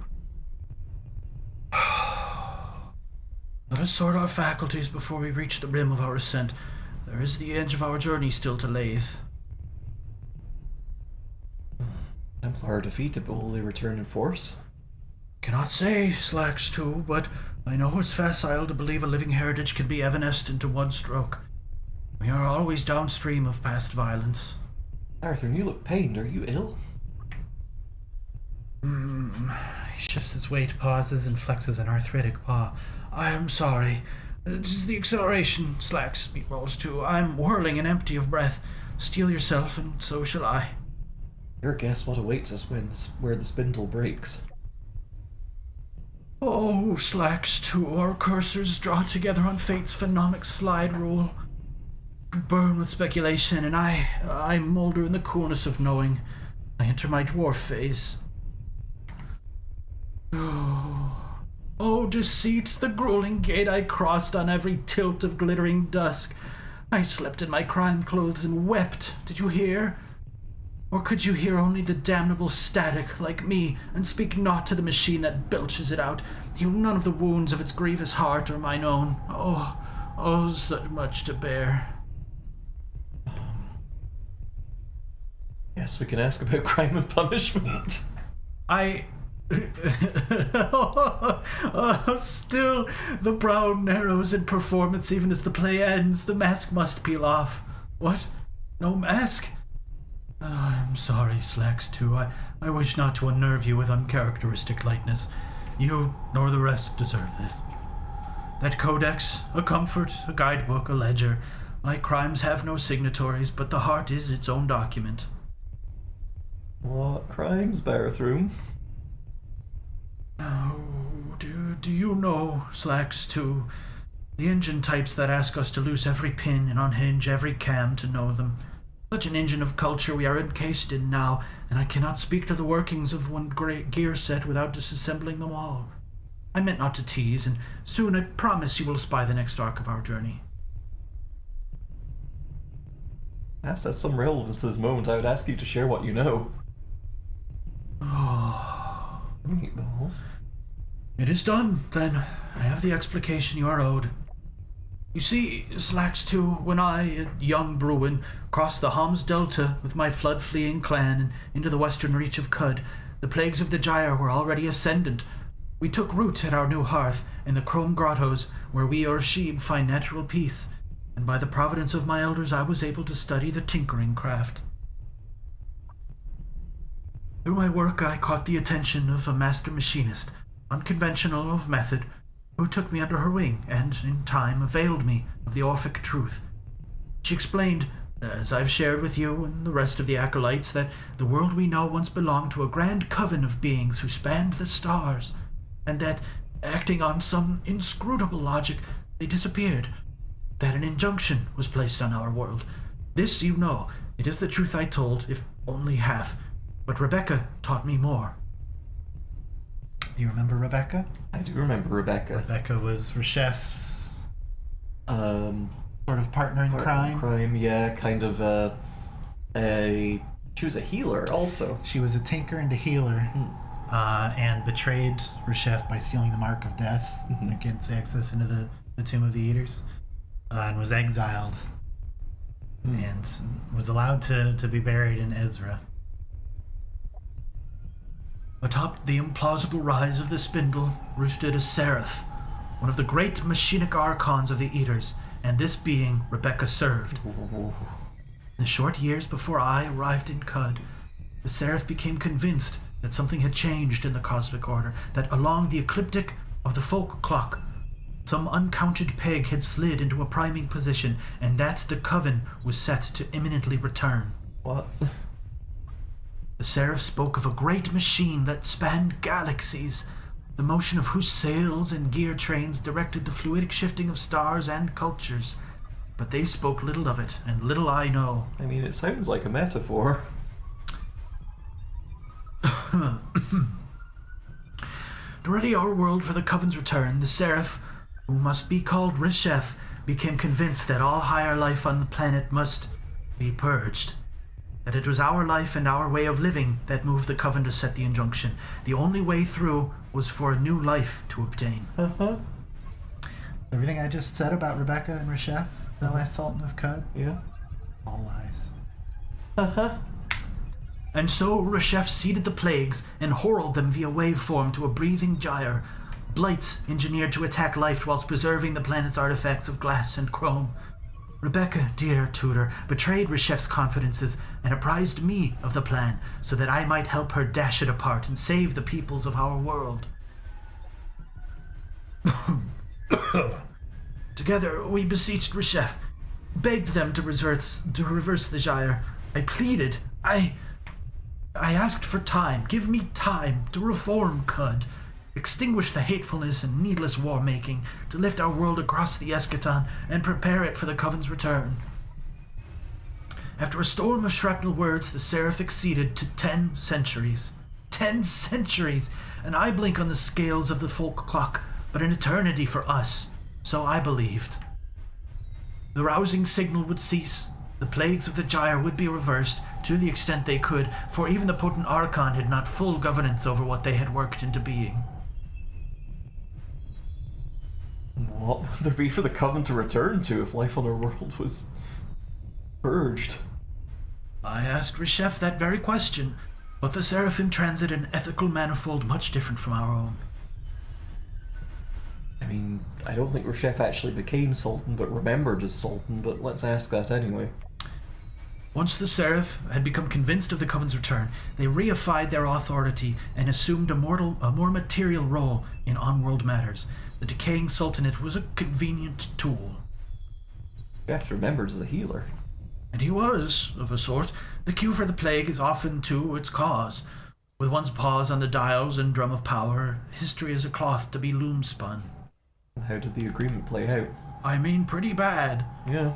We allied on the notion that the Sultanate must be abolished for the future to flower. I was to execute the earthly plan, while Reshef continued preparations at astronomical tier. To achieve a sort of bicameralism of action, Reshef insisted on reformatting their personality as a triumvirate, seeded from thin scans of the original Archon, Rebecca, and myself. The art of myth-making was employed to enshrine Reshef persona. Thus, the healer, the coiled lamb, and perhaps, unexpectedly, the above. What happened to Rebecca?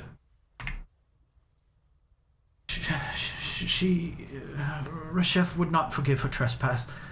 She contracted the rotting tongue while abetting the lepers of Hararuk. When her time came, Reshef would not let her return home. Oh. Then you did not succeed by Reshef's measure? What? Who's there? It's me, Barathrum. Slacks Meatballs too. Oh, good. Slacks too. Good. The signal sounds and the gyre widens again, then you did not reach whatever watermark Reshef said? No. Cud is fractious, and no lasting peace is obtained. I tried, for decades on decades, I tried our paws on the tiller to shim together what blossomed in the wild. The restoration of machines, the federation of free sovereignties, the nourishing rituals of Salt and Star, the sacred, the profane.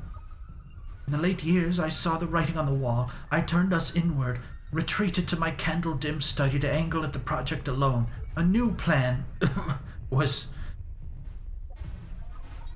Barathrum heaves a great sigh upon the moist air of the control pit. Barathrum stumbles to the floor, with paws to his face. I have failed it! I have failed! 1,000 years too short, and more time! I am debased on the plank across the light of God.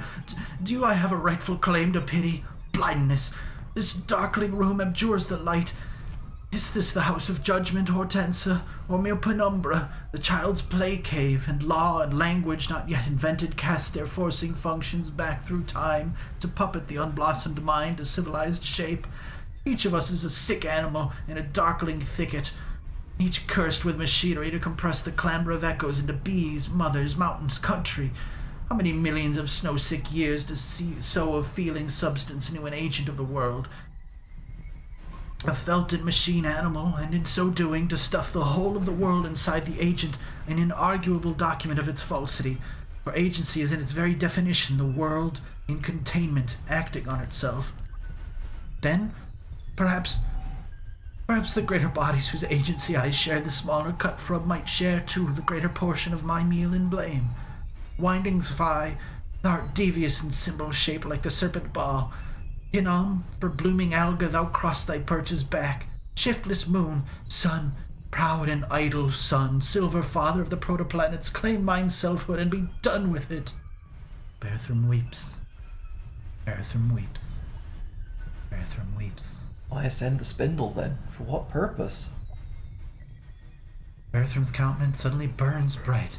Did you know, Slacks 2, I harbor a memory older than even the flooding of my hearth cave, a gleaming, ancient tale told by my elders to the nippy cub I once was. In the age of the Covenant, a coterie of our Urshib ancestors took to the stars to ply their burning cores. Can you envision it? I know his secret. I know. There's a functioning starship atop the spindle. We can take it, Slacks 2. We launch ourselves into the deepness of the dusted cosmos and find the Starshib. You and I, Starshib. Berthram, we're to rest the fate of Cud on a mere cub's tail? Starshib, Starshib, Starshib. Berthram. Starshib, Starshib, Starshib, Starshib, Starshib, Oh. Starshib, Oh, he's lost it. Starshib. Hey, Burakura, what do you make of all this, bud? I'm cool.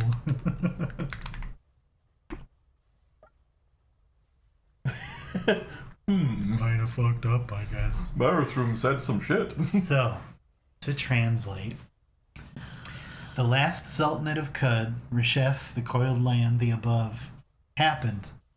But Reshef was never a mortal man. Reshef was an Archon, a sort of a digital seraph, who believes that the reason an injunction was placed on our world, which is never fully described, but I like to picture it as sort of like a kind of shield around the planet, yeah. so nothing can really leave except through Starfarer's Key, which is where we are now headed. We were cut off from the Coven. We were cut off from galactic civilization and left to rot and to ferment. I think it had something to do with Binding of Toe, who is an extra-dimensional being that was kind of at war with the Covenant, in which humanity, the Eaters, it's Earth, as far as I care, it's Earth, and it was people, elected to imprison Toe somewhere on Earth, and something about that soured the Covenant. I think maybe they even just wanted to have an extra sort of layer of protection. That's conjecture, though. The important thing is Reshef is a seraph atop Starfarer's Key who felt that the time was coming, this Folk Clock, which is a great galactic machine that sort of is able to predict the future and guide the workings of everything. It was Reshef's understanding that there might be a chance for the injunction to be lifted, but it's Reshef's belief that the reason it was there in the first place is because of all of the war and evil and meanness of the peoples of Cud, and the only way to get them to lift the injunction is to purge that, which is also to purge all higher life. So he enacted all of these plagues to wipe Cud of everything. Barathrum was able to convince him to stop, to give him 10 centuries, 1,000 years. Yeah, 1,000 years. Yep. to fix stuff, to make it more suitable for Reshef's taste. So he stopped what he was doing. He acted like he was curing all of the plagues. He stopped the gyre that he created. The Nephilim that we fought down there, that was his. Rebecca was not cool with it. Rebecca is from Starfarer's Key, was not allowed back up, had to die down here with Barathrum. And now the signals happened again. Time's run out. So it's happening again. The gyres widened. The plagues are happening again. Barathrum failed, as far as Reshef is concerned. So things are about to get really bad for Cud and for every place on the planet. The old arcologies that the True Kin came from. And Barathrum happens to know of a starship that's still docked up there. And he's up here with us because he's running. He knows that Cud is fucked, and he doesn't want to bite the bullet just yet. So he's freaking out because he's a bastard. Hey. We talked to God. We fucking punch God in the face. Do you want to kill Barathrum? No, Barathum's not God. We're chef. The seraph at the top of the spindle. Want to see what we can do? I mean, what else do we do? It's us Well, versus the end of the world. Let's ride the rest of the way. I can't pilot while it's... You done freaking out there, Barathrum? No, not really. Control pit dissolves into silence. Do you want to wait until the ascent is done? Let's.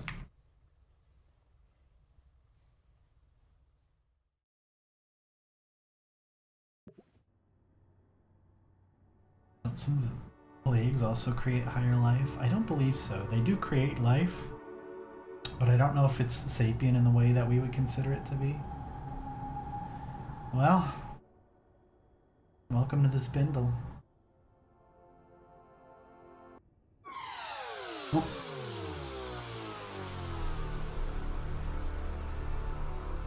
gonna pump the music just a little bit. Let's do that.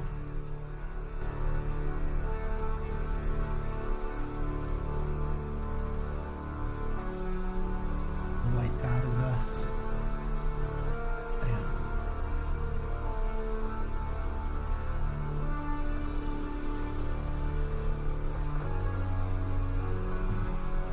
Remember, we didn't have time to build an elevator.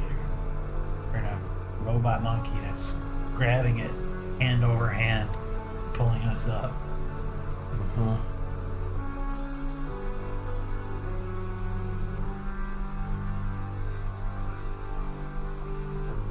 Look at our boy go.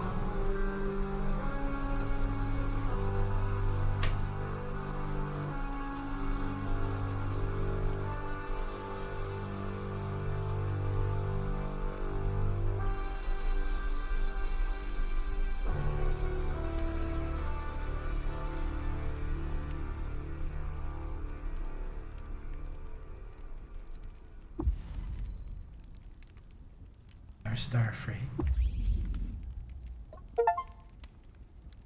Oh, I know it is to be arduous for you, Maven, to see me like this, the imago unstrung.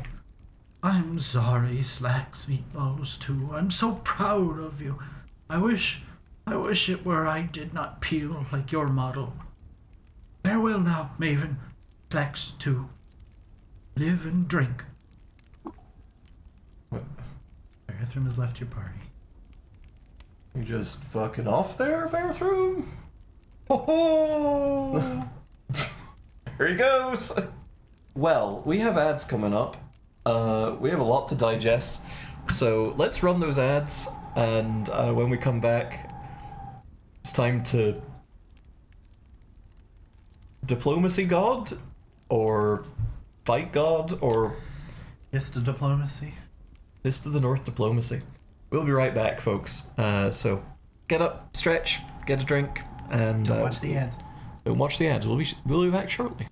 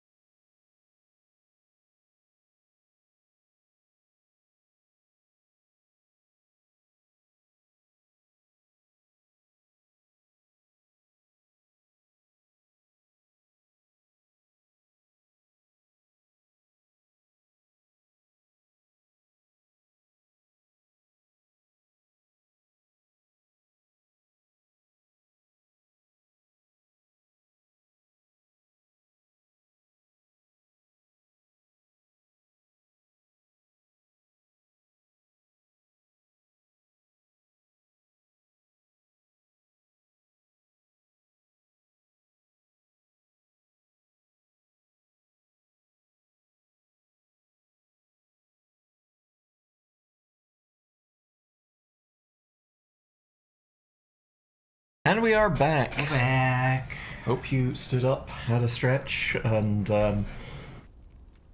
just all that. Just what is the globs of stuff around us here? Well, you know, stuff globs.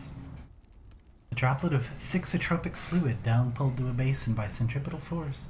Its synchronization with its spouse locks, the net effect stabilizes the North Sheva into geostationary orbit and simulates the ambient pressures. 1G. I'm glad you were reading that, because I would have said egg. I didn't see that was a 1. Ig. Now, are those yellow holograms those eaters, or is that something different? These are holograms. Okay. They're sealed holograms. They're Interesting. full of juice. Oh, the liquid containing inside can't be accessed. Yeah. Huh. So I guess the hydraulic fluid is running through the statues. So, like so much of post-apocalyptic fiction, a lot of the central thesis is the clash of the old world against the new. Yeah.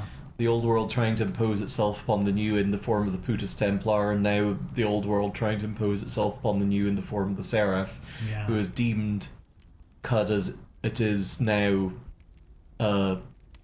unfit Yeah. somehow. You know- Is Burukur still in our boy? Yup. Well, that's fine. He can chill in there, I guess. Well, we've got some more really good music happening. Passed by a brazier in suspense. Yeah, these are just floating. Star's flag from the early age of the cosmos burns in hues of orchid and indigo. That's cool. We are at Starfarer Key. We're at North Shiva. Oh, we can catch up to Barathroom, I guess. Yeah. Oh, there's flowers growing Flowers here. grow. And some grass, sensibly as well. Made of black shale, chrome kyber. Oh, Buttresses the vault of heaven. Forest barrier overlooking a little garden. so this would seem to be some kind of space rock that's been towed into low Earth orbit, I guess. I think you might actually be totally right. Actually, what's the rock? Was it shale? Black shale. Sh- Well, maybe not a space rock then, because if the shale is, I forget what. Oh, like a calcium. Yeah, like it wouldn't be. It's formed of organic minerals. Also, Right. yeah, this does look familiar. This is Doesn't it though? Yeah. this is familiar. This is the entrance to Bright Shoal. It's even got the little chair over here. Oh yeah, Little and neat the, bench. and the gate. Yeah. Vessels carrying water. Just in case. Mm-hmm. The Earth Gate. Cultured patina grow in whittled grooves across the doors of star bronze. Inset on joined halves is a gigantic yes, we've jeweled been sphere. expecting you. Callus! Callus, Hi, welcome. everybody, welcome. Hi. Welcome. It should be noted to the very end of the Caves of Cud. Uh-huh. So if y'all don't want to be spoiled on Caves of Cud, maybe dip out, that's okay. But if you're excited to see how this sci-fi yarn wraps up, then hey, stick around, Yeah. chill, and We've got some just good old-fashioned awesome fiction happening Uh-huh. right now. we just climbed a space elevator in our giant robot. Yep, our cool mecha that we built. Inset on jeweled halves is a gigantic. Ah, yes, we've been expecting you. Let's give Cal's a quick shout out. I think Yeah. Unnatural's busy. What are you playing? What Oh. are you doing? Our cursor was on screen. S What was your cursor? S O Callus Dragon. Well, okay. Oh, wow. It's 50-50 about whether that I know. Helldivers 2. Helldivers. Oh, I hope you Awesome. dove all the way to hell. Yeah. I hope you had a good time. Hey Jam, good to see you. Well, if you all need to de-stream at school, just we'll take care of your raiders. Yeah. And if you all aren't familiar, I'm Jax. And I'm not. And that's my beautiful wife, Sleet, who was taking Drinking water a when you big did sip that. of water when I did that. We're a golf stream team.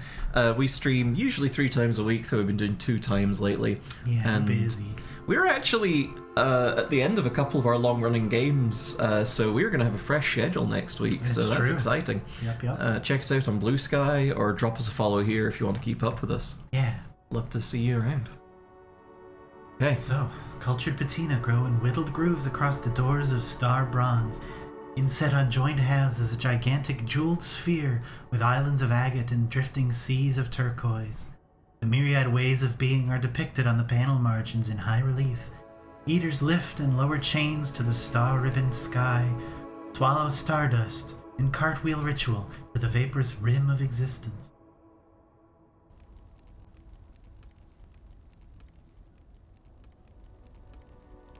No.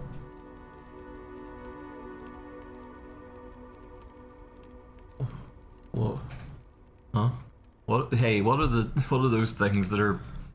Singing bells. Well, I was thinking the squares, but let's see what the bells are also. Yeah.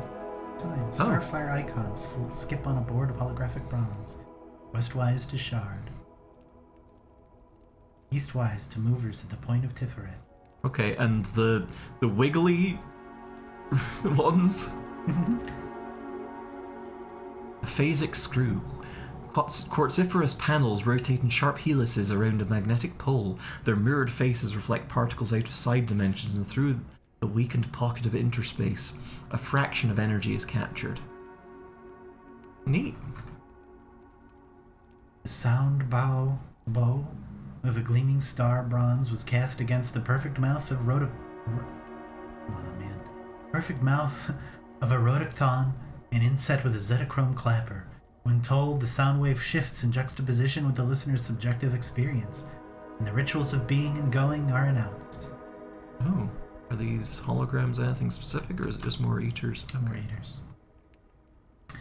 Sand was abraded from Unstone at a pressure farm in orbit to a neutron star, crush-fired in starship exhaust, and molded into unbreakable lucent panes. They offer a view of the star-ribbon void, while also protecting from it. Here we have the vacuum of space. Rainbow photons finish the million-year marathon here at the low, wise pressures of emptiness. So, if we wanted to break that glass, we would probably die. Yeah, let's We're not. going to do that. Is that an option even? Might be. You can do a lot of things in this game. So there's force barriers here, and I feel like what this is a seal. I think there's like a crack to space. Oh yeah, This is yeah. sealed up because this is old. This thing is thousands and thousands of years dead, so it's fallen into some disrepair. We probably could pick our way over there with our cool pickaxe, but we're not going to. What happens if you teleport onto those emptiest of space tiles? I think our adventure would come to an untimely end. I'm actually deeply curious, but I'm not going to do that. Oh, Check this out. what the fuck is Check this? this so totally out. Who graffitied this? How? It was made to conceal a treasure hidden close. These are chutes and force rails and mover ecliptics. Oh. So for like transit? Oh, and there's carriages in some of them. Exactly. Yeah, movers. Bursts of Oh. coral and tree life from the outer rim of worlds crawl up the palanquin's magnetized legs and toward its golden roof. Chimes ring at the ritual of going, and fruited smoke pours from its portals. That's cool. Space trains. Kinda. The shape of the carved megalith electrifies a forgotten squadron of neurons in a crawl away of your mind, launching you into sudden intimacy with the deep past, somewhere on the cusp of first thought. Then an uncertainty obtains as to which direction on the braid of time you are remembering. And what's the one at the other end? Oh, same one.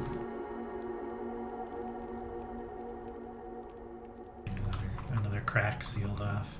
This is blue shifted chrome. Yeah.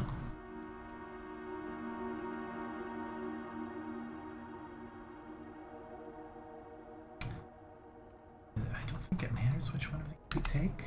We're going to enter a mover. Here we are. Oh, is that a bait one in the There's center a there? beetle. Sacred Truss. And a Floche, a golden thurible. Bright sun iron fused in the collision of neutron stars, been incised with rhombic smoking windows and fit over a crucible of burning seed. A pilot beetle. A lens of glass is crusted over the smooth stone where the heat of sacred math burned the air, then cooled in QED. Under that dermis and the meteoritic layer, an electric heart grinds on the star field of magnets and blinks in geospatial submission. There's an aspect of the lore to this game that we haven't really touched yet, that I'm reminding here about the sacred math.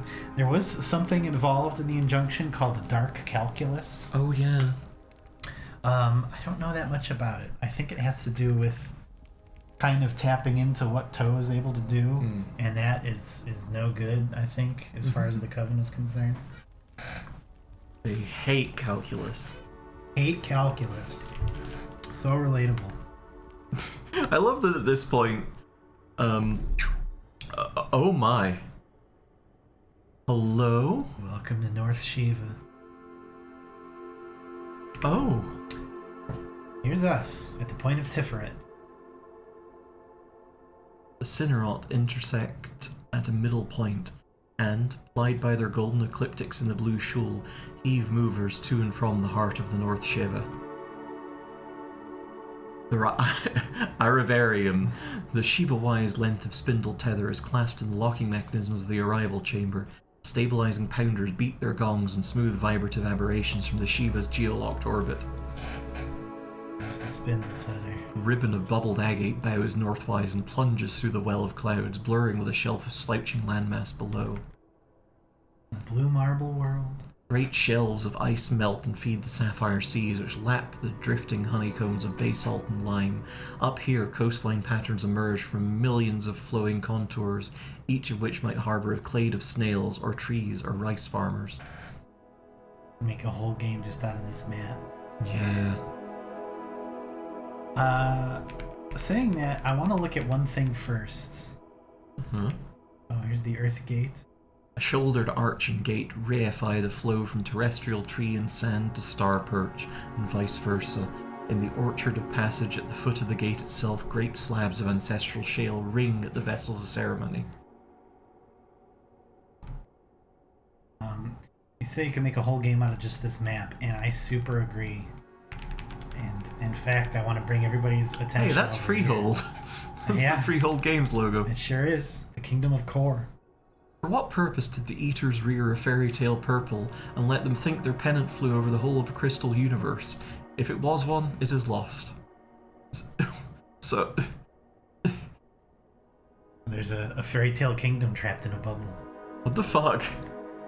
Motes of stardust rain through the canopy of enchantment and swirl on wind. They refract the bubbled light and slip into unseen colors, patterning trees of damp and softest leaf.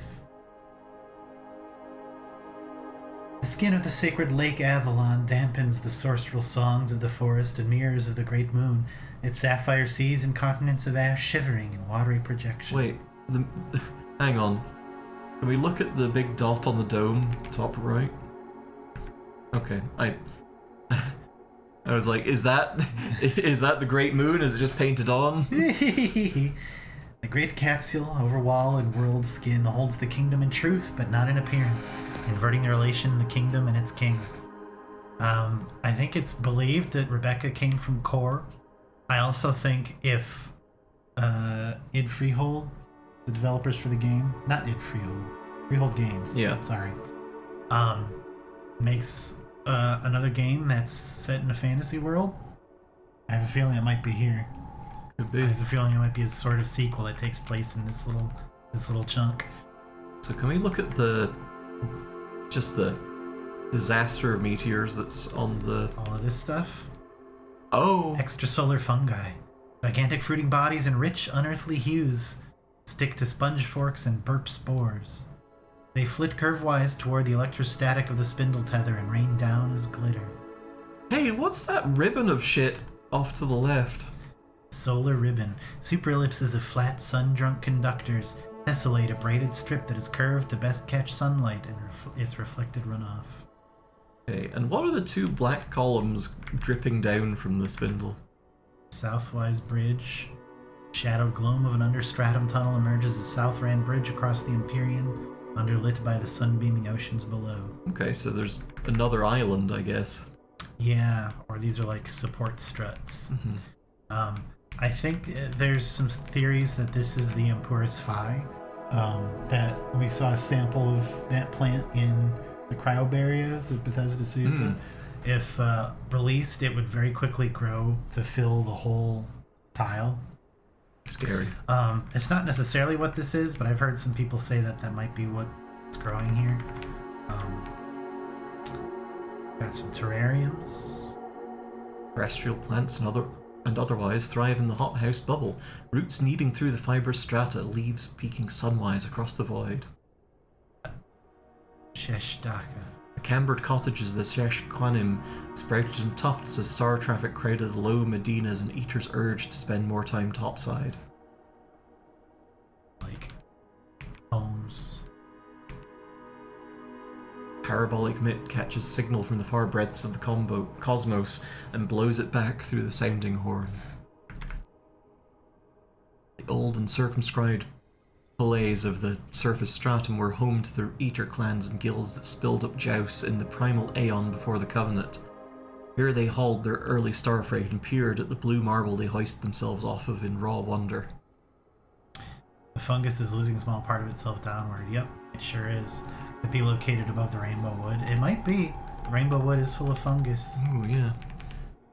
I have an observation loom. Cyclopean drum of divining liquid is yoked to the stratum for peering at the mythopoetic event stream of the bubbled kingdom. Oh. That's for people watching Core. The Purple Tower. Star Wicked Temple. Spire garden of outworld lime, fired in the exhaust of starships, looms over the low Dhaka, where tiers of antipodal colonnades, pond lilies creep up banisters and peek at themselves. This is a place of portals. Anything that's got a little yellow blip here, we can stop at and explore. Oh shit, okay. Machinic cages store raw force sipped from the slipstream and used to reshape local space-time. Occasionally, amathematical fluctuations allow a push-ton to escape and beam a sideways galaxy right in the core. Oh, right in my core. Core. Temple of the Great Machine. Slow-turning gears of Star One metal are curtained in sails and flank an abacus of continental measure. The oil burns to light the functional temple, which doubles the synagogue to the 72-fold piece, and to the engine of its dictates. That green thing. Seed vault. Oh. Your old cisterns hold the great liquid biobanks that preserve chiliads of terrestrial plant life. The phytonic index so engraved both mirrors and predicts the movements of culture. Marsh dwellers creep upriver to chase fertile soil, and then retreat to canyons when the carnivorous clades thrive. Oh my god, there's so much. There's so much. Oh, a bit of it is broken off there. That's not good. Egregore. The mysterious thought form woke from a lost current of local sapience, squat itself a spongy man growth in the ultraviolet baths of the surface. It's long since desiccated. The visceral mass time viced into something more like paper. Oh. The Triangulum Consulate. Okay, that's just a danger-esque title. The spiraling triangle finial portrays the flowing asterism that gave the star cluster its prominence.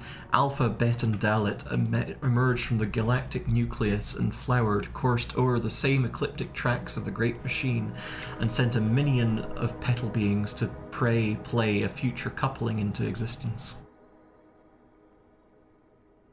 The dark matter mass, tall spars, the light-shunting massy stuff were erected o'er starports across the local cluster. The ley lines were bent and new channels of fluidic culture wrought. Oh, the Tsar of Samech. Here arise the syncretic arcades of the Great Bazaar in Starport's lee. The market jammed the profusions of 60 stars into its tented halls. Billion weave rugs, ox-carted macroprocessors, poisonous perfumes, and cold peaches. I love that. That's cool. Cold peaches. The richest of Starfolk gifts were kept in vaults of diamondized Zetachrome and piped-in stasis field. The perspective from the mover gives no inkling on whether the ionization of time has weakened these space-time palisades of the old bank. Take care, JM. Always good seeing you. Thank you for your pads. Where do peaches come from? The great cans of cud, Oh, of yeah. which we have two. Well, I guess we have one. I guess can is it's not like it's a butt, not a butt cheek. Oh no, we're back to button discourse. It all comes back to butts. I don't think peaches come from our butt, though, but it could be likened to a peach. It could be likened to a peach.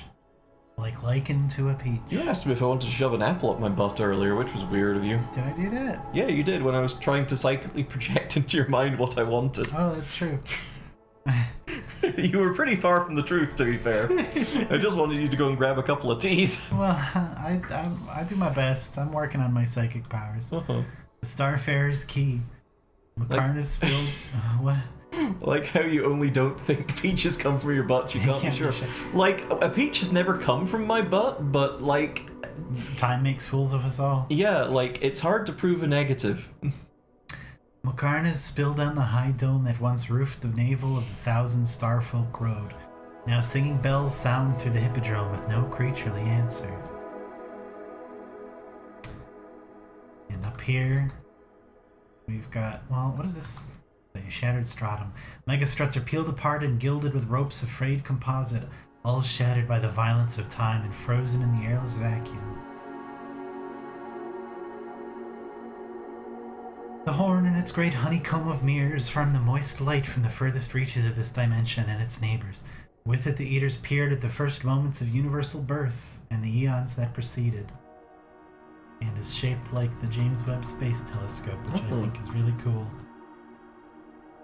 The North Fork. Ah, yes, we've been expecting you. Ruby Hexagon. Hi, Thank you for welcome the raid. everybody. Hi, Welcome y'all. to Very Late Game CUD. Case Yup. of CUD. We are super late in CUD, right at the end game, so, if you're interested in playing Caves of CUD and don't want to get spoiled, don't mind if you dip out, but if you're interested in sticking around, that'd be rad. Welcome. Yeah. Can you give our lovely raiders a quick shout out, I my love? can do my best.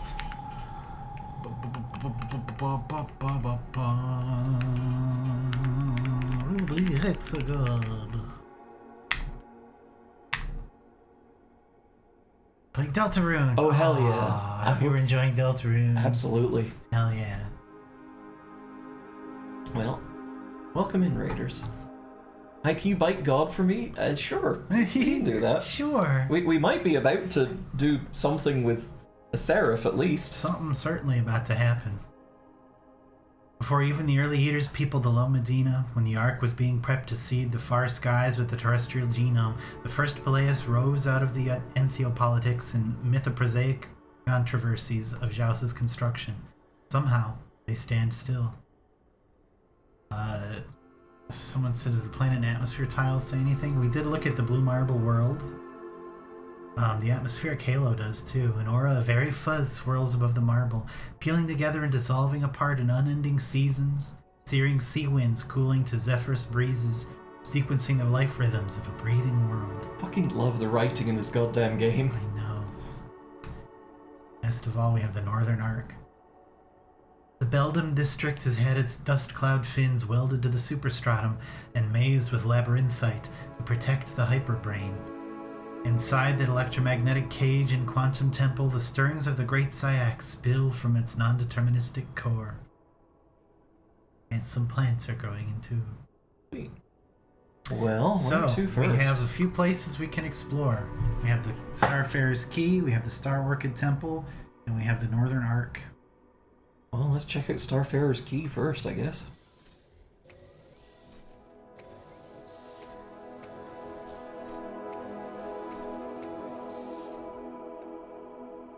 I'm concerned by the fact that we have hit points as a mover. Yeah, I think the mover counts as a creature. Mm-hmm.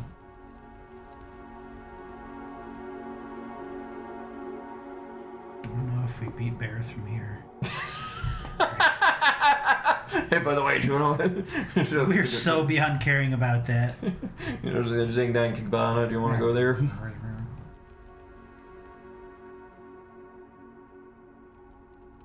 Why was one of those tiles different color?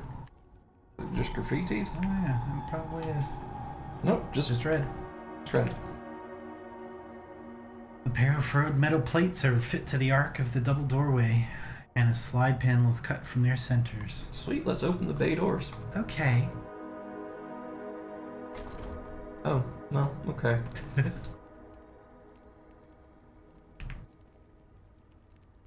The Wheel of Kuv. The vine spirals squeeze against the pressure of a hidden 8th dimension of space, which only activates outside the density of the strange fluid they're used to being submerged in. When this happens, their cross splits of solid argon grouse the frequency that cankers all known earth metals.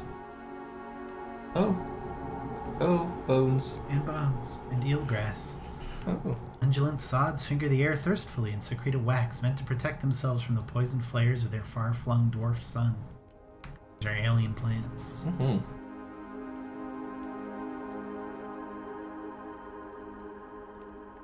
Oh, another harp we can't do anything with. I know. Graffitied. Ah, climber, thou art a bittersweet sight. Oh. That's strangely prescient. Uh-huh. What the fuck is that? Ship platform. Oh. Black grates kindled by the light of the jeweled cosmos are stamped in dust with the hoofprint signatures of 600 worlds. Oh.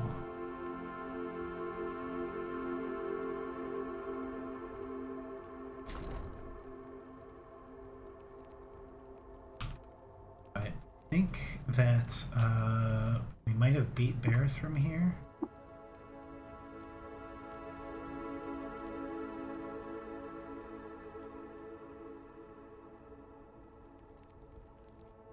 Might have to come back. Deltarune was so much fun. Friends and I did so many funny voices. Hell yeah, I'm glad. That's the best part of streaming that. It's so fun doing It's voices. so good. We completely forgot to introduce ourselves. Hi, Raiders. I'm Jax. And I'm not. This is my beautiful wife, Sleet. Yeah. We are a girl stream team. We stream a bunch of stuff. We're coming to the end of our Caves of Cud stream series, so yeah, we'll be up to goodness knows what next. Yeah. Anything. Probably picking up Phoenix Wright Justice for All again at long last. That's true. What we wanted to do. So this is full of alien plants. Holographic star charts. Oh. Blinding network of home suns flicker in parallactic motion. Their systems are joined in the manifold by trade routes, shifting sovereign borders, and the convergence of galactic clusters. Smaller ligatures denote the personal notes of a vast travelogue, turning the whole picture into a hyperdimensional narrative. I think we just got to the second case on Justice for All. Yeah. I've played through the whole game before, but it's And been I a have minute. not. Sleet hasn't, yeah.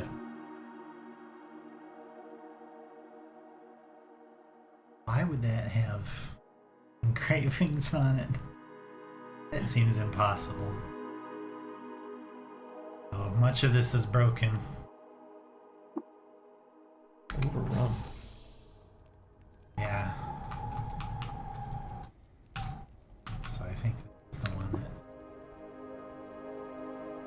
Hey Barry, are you in here? There's freight crates. Vacuum safe foam wood beams, a lingering sense of myrrh, star porcelain, snow powdered peaches. Yummy. A waiting room? What are those cushions up there? Is that- It's for chilling. More sweet. cushions. Built-in bookshelf. Sleep hollow. Tree sculptures.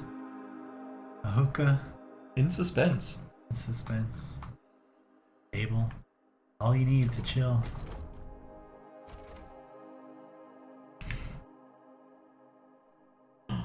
Oh, we can figure out what those are. Power hedron. Oh, okay, great. Magnetic torch smolders inside the hedron with the off gases of high fusion, and the chamber rattles with potential.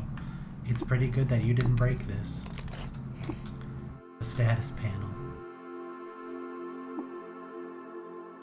we've beaten Barathrum to the ship.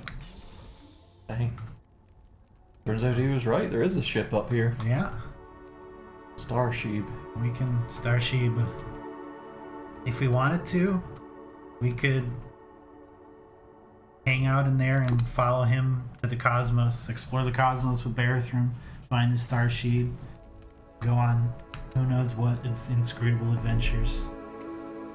Oh, there he is.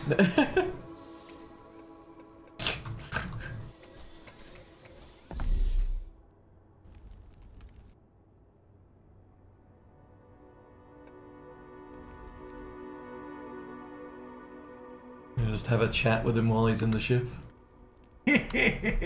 Oh, I'm old. I'm old. Take care, Ruby. Thank you for the raid again. Have a good one.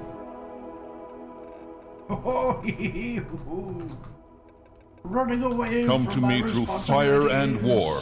I Thank you for the follow. And thank you for the follow. Hell yeah. Here we go.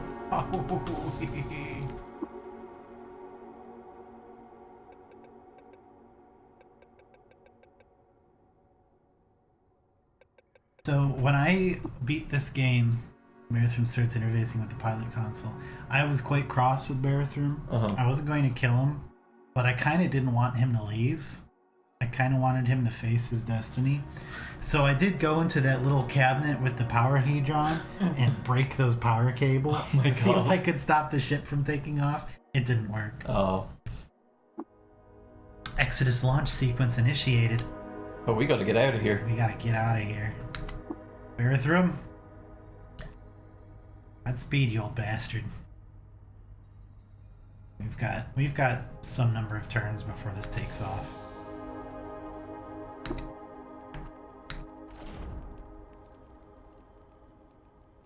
But away he goes, off to explore the cosmos. I hope he finds something. Hope he finds forgiveness for himself. Yeah. He tried, but, you know, I feel like after a point he just kind of hid himself away in that basement and hoped things would work itself out. Yeah. He started to worry that it wasn't going to work out and couldn't face it happening.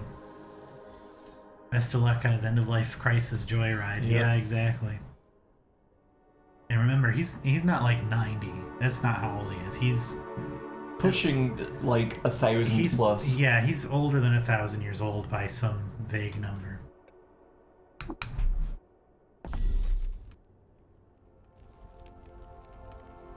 He gave up sometime in the last 1,000 years. He just couldn't do it anymore. Yeah, I know. He's a really fascinating character. And like, honestly kind of understandable because like the fate of an entire world is a hell of a lot to pile on any one person. It was a huge gamble because how are you supposed to be able to like, yes, I'm going to make everybody in Cud hug and love and sing Kumbaya together and there won't be any war. I'm going to achieve world peace on a planet full of sentient cabbages and, you know, so many people that hate each other. I mean, on the one hand, he did save everyone, sort of, for 1,000 years, I guess. Yeah, he bought us 1,000 years of time, which is great. But we're going to see if we can't buy ourselves a little more than that. Bending Joust. Spindle of air-chugging green culm mounts an unseen topological space and shoots star-drunk chips into its crevices. Trying to get plants and fungus to get along would be a heroic effort. I mean, like, yeah, the mycelial network's a thing. true, but the fungi hate plants in this game. Yeah. Or at least the plants hate the fungi. Which is kind of funny. You'd think they would be better at working in concert with each other, but... Well, this is the Orchid Temple, right? yeah. So, it's weird. It seems like we've explored some area in this title already. Engine crabs. Oh! Little decapods of chrome shell travel the stars as hadron engine parasites, drinking torch runoff and nibbling through conductive line.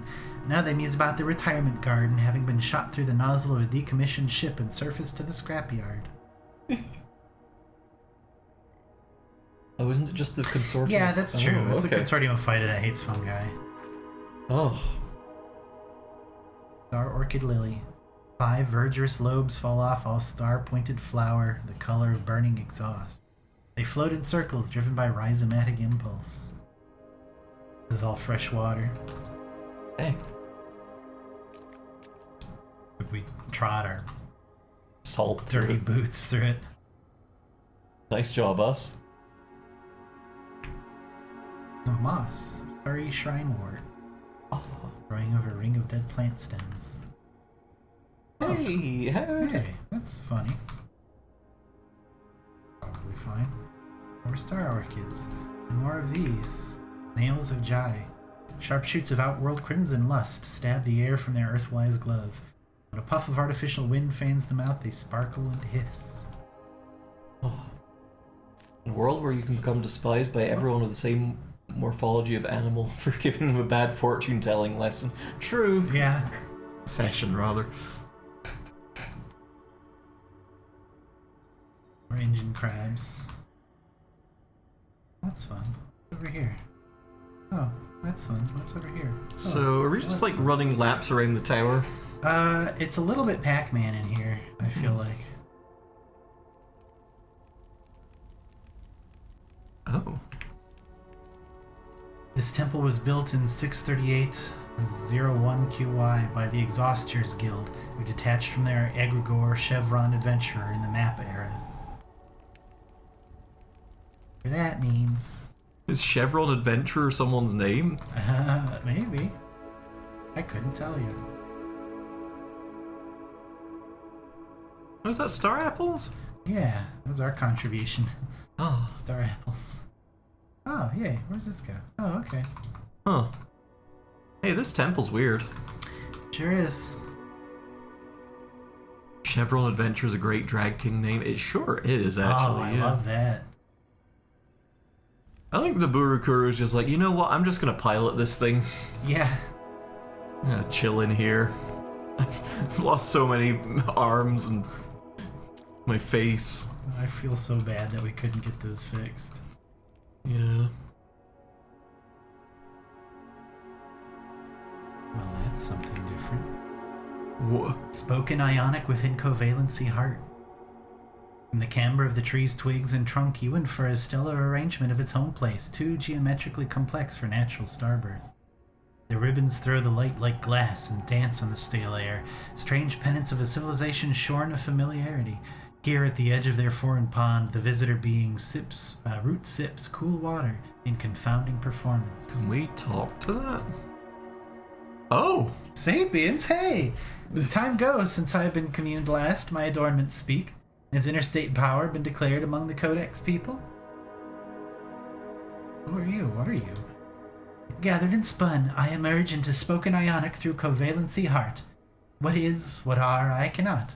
Finding no entry, for the rest is at home, a strand to you. What is this place? Hey, this one I have. Root-bound we to the Star Orchid Temple, one of more. Here celebrate burn dust of the trail riders, mosaic innumerability. Send the spindle to arrive at this place. Emerges this creature from soil, speaks adornment. Shaken carefully because thought was the line closed. Our remembers at home, friend. What interstate power? Who are the Codex people? By my adornments, it is the mat below and its home havers, is it not? I offer a strand. This entry can be at home. Having all time and no entry home, we addle. How long have you been here? I must offer a strand to you, and having not this entry, for I left it at home. At smallest, more than 100 codex cycle, less than 10,000. Big span. I offer you strands for this.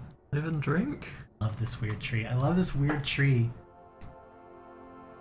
Spoken ionic with covalency heart. So that's a fragment of a larger being? I understand?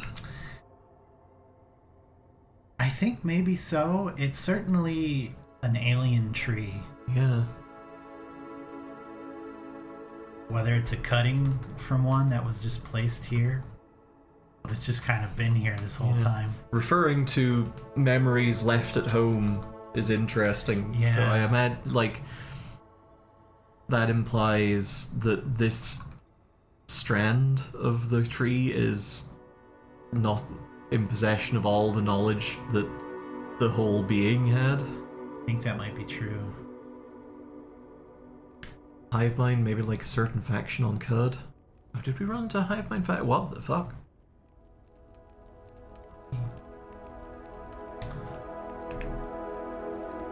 Temple projector broken. Hyperdimensional scum glistens on the projection disc from when it was doused in the soapy film of inner space-time. The disc is silent now, sundered from its transcendental entanglements, its base offering a shade wall for moss to prosper on. The stair, stage, and loop gate are cast in marble relief to their surroundings by hyperdimensional filament. The holograph vista of another world temple is evanesced, and instead local lilies fill the frame. Can't wake up inside.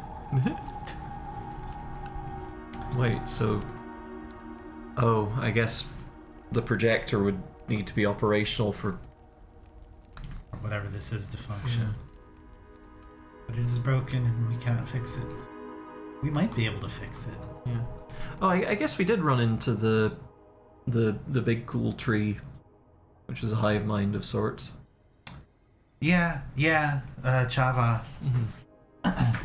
It sort of is. It sort of manifests these chimes that are it and outcroppings of its identity in a peculiar way. I think that's what we have to see here in the Star Orchid Temple. If we can repair that thing, I never have, and so I don't know what it does if we do. It's exciting. But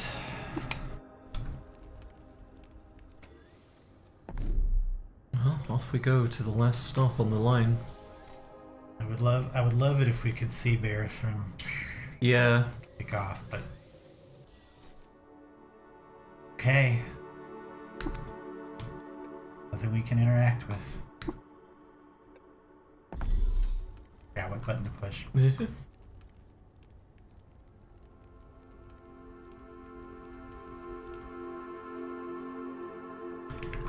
This is all Crysteel braids. A special cast of greensmith peopled a special cast of greensmith peopled the lower medinas of Crysteel blast furnaces, where they'd siphon the still soft metalling and braid artisan batches with their own gloved hands. Adaptation to the tidal heat meant they could not return to the surface to witness the employment of their creation, but moontime rituals bestowed them a precognitive sense for what would become of it. Dang. The chime of a bad nightmare about our recoming. What is that? A batleth, kind of. A gimleth. Oh. A great curved and flanged length of metal replicates the layout of the Witch Court on its three-handed sculptor species steaming earth. There, and under the King Kunk's moon, rhapsodes of war are locked in ceremonial combat. Huh. We take it. Might as well. We take the batleth. And this, too. Love a weird artifact. Love a weird artifact. We don't break it. Seems to be a rifle. You're puzzled by a rifle. You're less puzzled by a rifle. You're puzzled by a rifle. You're puzzled by a rifle. You're puzzled by a rifle. Wow. A puzzling rifle. There we go. The Quantum Reverb light rail. Oh! Artisanally carved wood castles a sextet of parallel conductors and a sliding photon armature. The green is scorched black on the rifle's stock. When fired, this weapon creates a hologram of its wielder who continues to fire along the same path. Oh my god. Now, there's another really cool... I think there's another really cool gun in the ship that Barathrum took off in. Possibly. I think there is another hidden weapon somewhere, but we're going to go ahead and cook that, because that sounds cool as hell. I don't think we're particularly good with rifles, though, right? No, we're not. But it's cool as hell. Absolutely. So maybe we'll just play with it for a bit. Oh, it's in a nearby ship. Oh, it's in the alien ship. Okay, I guess we could go back and look for it real quick. I want to see the alien ship on the dock. We kind of looked at it. It was the one that had all that plant. Oh, that was plants. a ship? Oh, yeah, that was a right. ship. But we can go get the gun out of it. Absolutely, I want to see the alien blaster.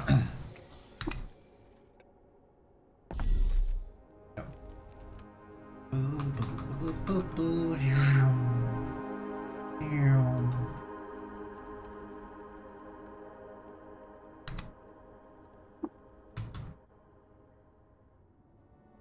you funny gun.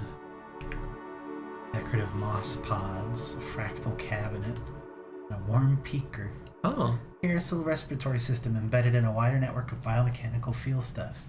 Some confluence of its nodes have decided to grow a stem-like twine that supports a pinkish seeing eye. Diagnostics confirm that looking around calms the ship down. Oh. Oh. And some bones. The ship's alive. Made of gills. Voracious crystal tissue swaying in soft waves and aerating the carousel interior. Closure gives the impression of being inside an island fish.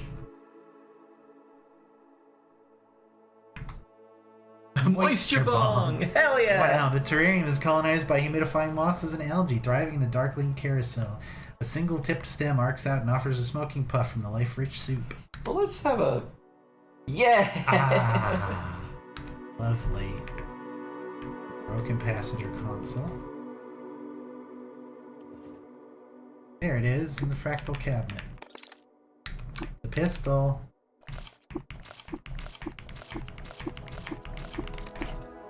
The From Shunter. The what? A matchlock beam traces the silhouettes of creatures recently impressed on ley lines and scrambles the sampling to produce a true random result. Thousands of years and centillions of bits pass through a choke point of the holographic now, and then are evanesced into one. There's a lot of evanescence in this part of the game. It sure is. So, I don't really know what that means. But we do have... Metamorphic polygel. And we do have akimbo pistol skills. We do have a himbo with pistol skills. Mm-hmm. We don't actually have that. We want to put a cell in that thing before we put the gel in that thing? God, you're such a brain haver. What's this? There's better be a good cell in that this thing, right? I hope The so. light rail that we got. Fidget cell. That sucks shit through a straw. I figured it would be an antimatter cell at least. This is like little Bobby's toy light rail. Yeah. Powered it with a fucking fidget spinner. We're gonna take the nuclear cell out of the chain laser and put it in the From Shunter. And then we're gonna polygel it.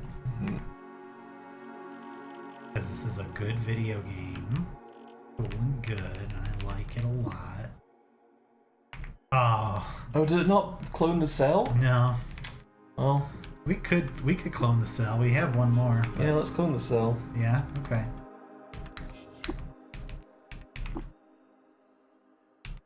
Don't disassemble it. Scary. And then they died from fucking nuclear bullshit. Seems like a very good use of metamorphic polygel. Uh-huh. Right at the end of the game.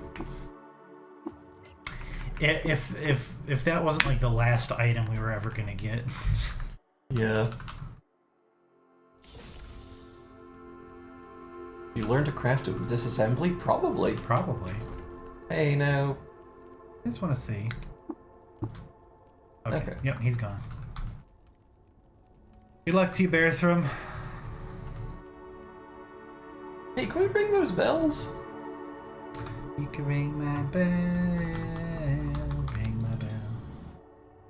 Yay. Yes, we can. I guess those are just there to announce that movers have arrived and left or something. Ding bong. Yeah. Now arriving at the Starfarer's Key.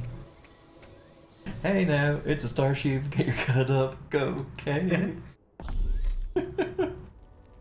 Ready to kick your ass, you are dying of radiation poisoning. Ooh, what's to our right there? Did he explode? Rubble. Oh.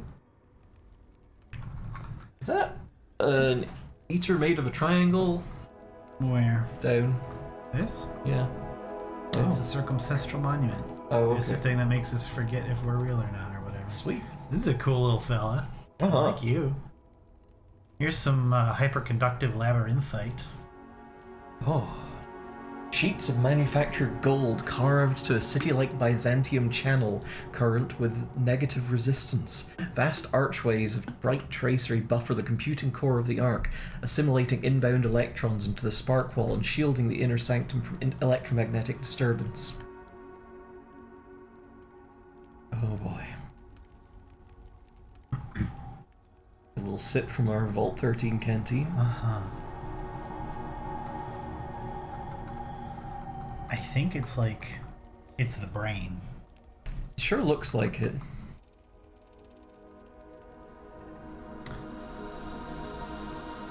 Hey. Vacuum flux processors, mainframe monitors, memory toruses, status panels, normality vents. And over here, a shade. Huh? Oily skin stuff whirls in eddies of purgatory grey and hardens to diamond at the claws. The Shadim were star-toted off their god moon, bargained in 100-year rituals to the machinic archons and kept as pets. Once history lengthened down the dark well of the Sultanate, they were poached to extinction for the milk of their precious irises. Oh no. Serrated diamond claws. Hi. And a cute little cushion. Aww. I love that our first instinct was just pet that You thing. need to be pet. You've been up here alone for God knows how long. We have light stages. We have hologram projectors. Over here, mollusk hexacherubs. Oh god. Gallium veins press against the underside of its crystalline annuli and gleam warmly. Its body is perfect, and the whole of it is wet with amniotic slick. Could it have just now peeled itself off an oil canvas? Was it cast into the material realm by a dreaming, dripping brain? Whatever the embryo, it is now the archetypal mollusk. It's all there in impeccable simulacrum. The undulation, the geometric simplicity, the ageless bearing. Perfection is realized. This creature belongs to the cast of the Jeweled Cherubim, plus 10 ego. Attacks have a chance to transmute opponents into gemstones. Right. Light manipulation at level 10 for being part of the Star Cherubs. The Electric Cherubs give it electrical generation at 10 and electrical resist. Plus 10 intelligence. Attacks discharge clockwork beetles. Whenever this creature is about to take damage, there's a 25% chance they blink away instead. When this creature attacks 50% of the time, the Fates have their way. Plus 20 strength. Good lord. And here they protect a non-deterministic core. A curtain of blue, magenta, and scarlet hangs over the sacred hold of moon and sun shade and hypernova gold, color specifications handed down directly from the machinic being who ensued from the entheos within. Raw amateriality is titrated out the container boundary and canaled in managed doses to processors that crack it in order to do the uncomputable, aside from nothing. Oh. That's a snail. That is the snailest snail ever snail. Mhm. And there's two of them. Oh, there is two of them. Now, there's one last area to check out. This little door here. This Hey, makes there's me- graffiti there, I think. This makes me quite sad. You should be proud, Detective Moon King. Thanks, graffiti, Christy old brain. Thanks, Detective Moon King. You should be proud. I love you. Do we have enough juice in our Our tattoo gun? We sure do. What are you thinking? I mean, Detective Moon King across our chest. Okay, yay. Our body. Oh no, no ragrats.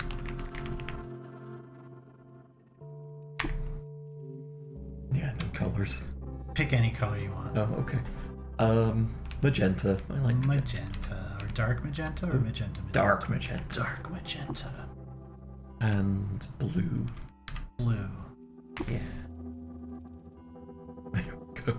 Oh, we look cool now. It was a good idea. So, does this music sound familiar at all? Does, but I can't place it. This is the music for Barathrim's study. Oh. This carving worked from wood intricately depicts a Unimax. Horsehair carpets his beautiful brawn like white rain on the pale sea, and it's battered by streamers of magenta mane. That and his tail are pennants of a lost and never kingdom. Offer the head, a dream is promised.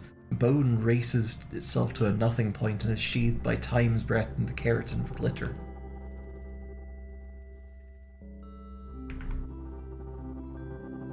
Castle-dwelling wood artisans mimic the forest architecture of gnomes and create a hutch for their tales of outer spheres. Fairy moss powders the column and renders it damp with rainbow dew. Inside the shade, fey magics course in spheric everness. The mindful curvature of the wizarding surface masquerades as the world skin for learning minds who wish to trace the arc of sorcery. Wood artisans spend their whole life in intimate colloquy with a single tree. Upon their later years, when the rhythms of the great moon occupy a larger and larger share of their thoughts, they finally master the art of steam and bend heartwood to their wills.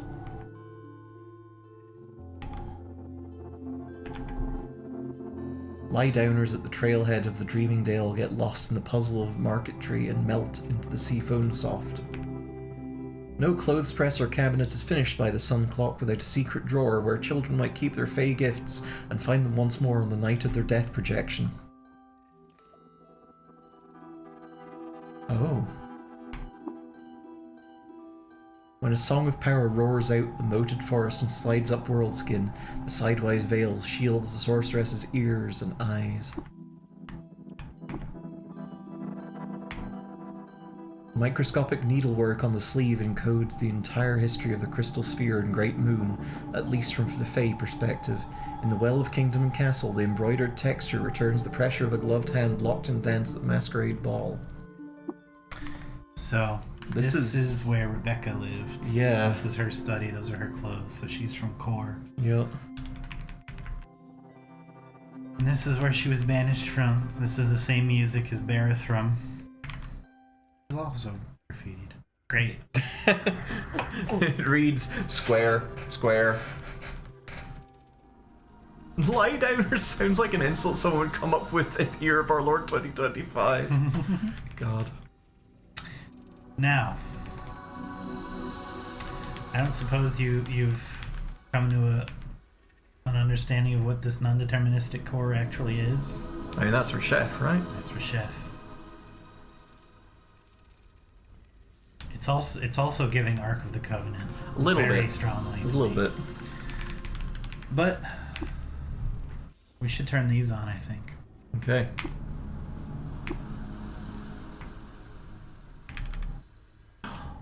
Oh, the bright countenance and mane of short quills on the young Urshib cut through even a canvas of fraying light. His shoulders are drawn back with fresh purpose, and his eyes pierce the foreground with a laser's precision. Oh, what am I cohering? Curious. I fetch my notebook, but... Oh... Meatballs.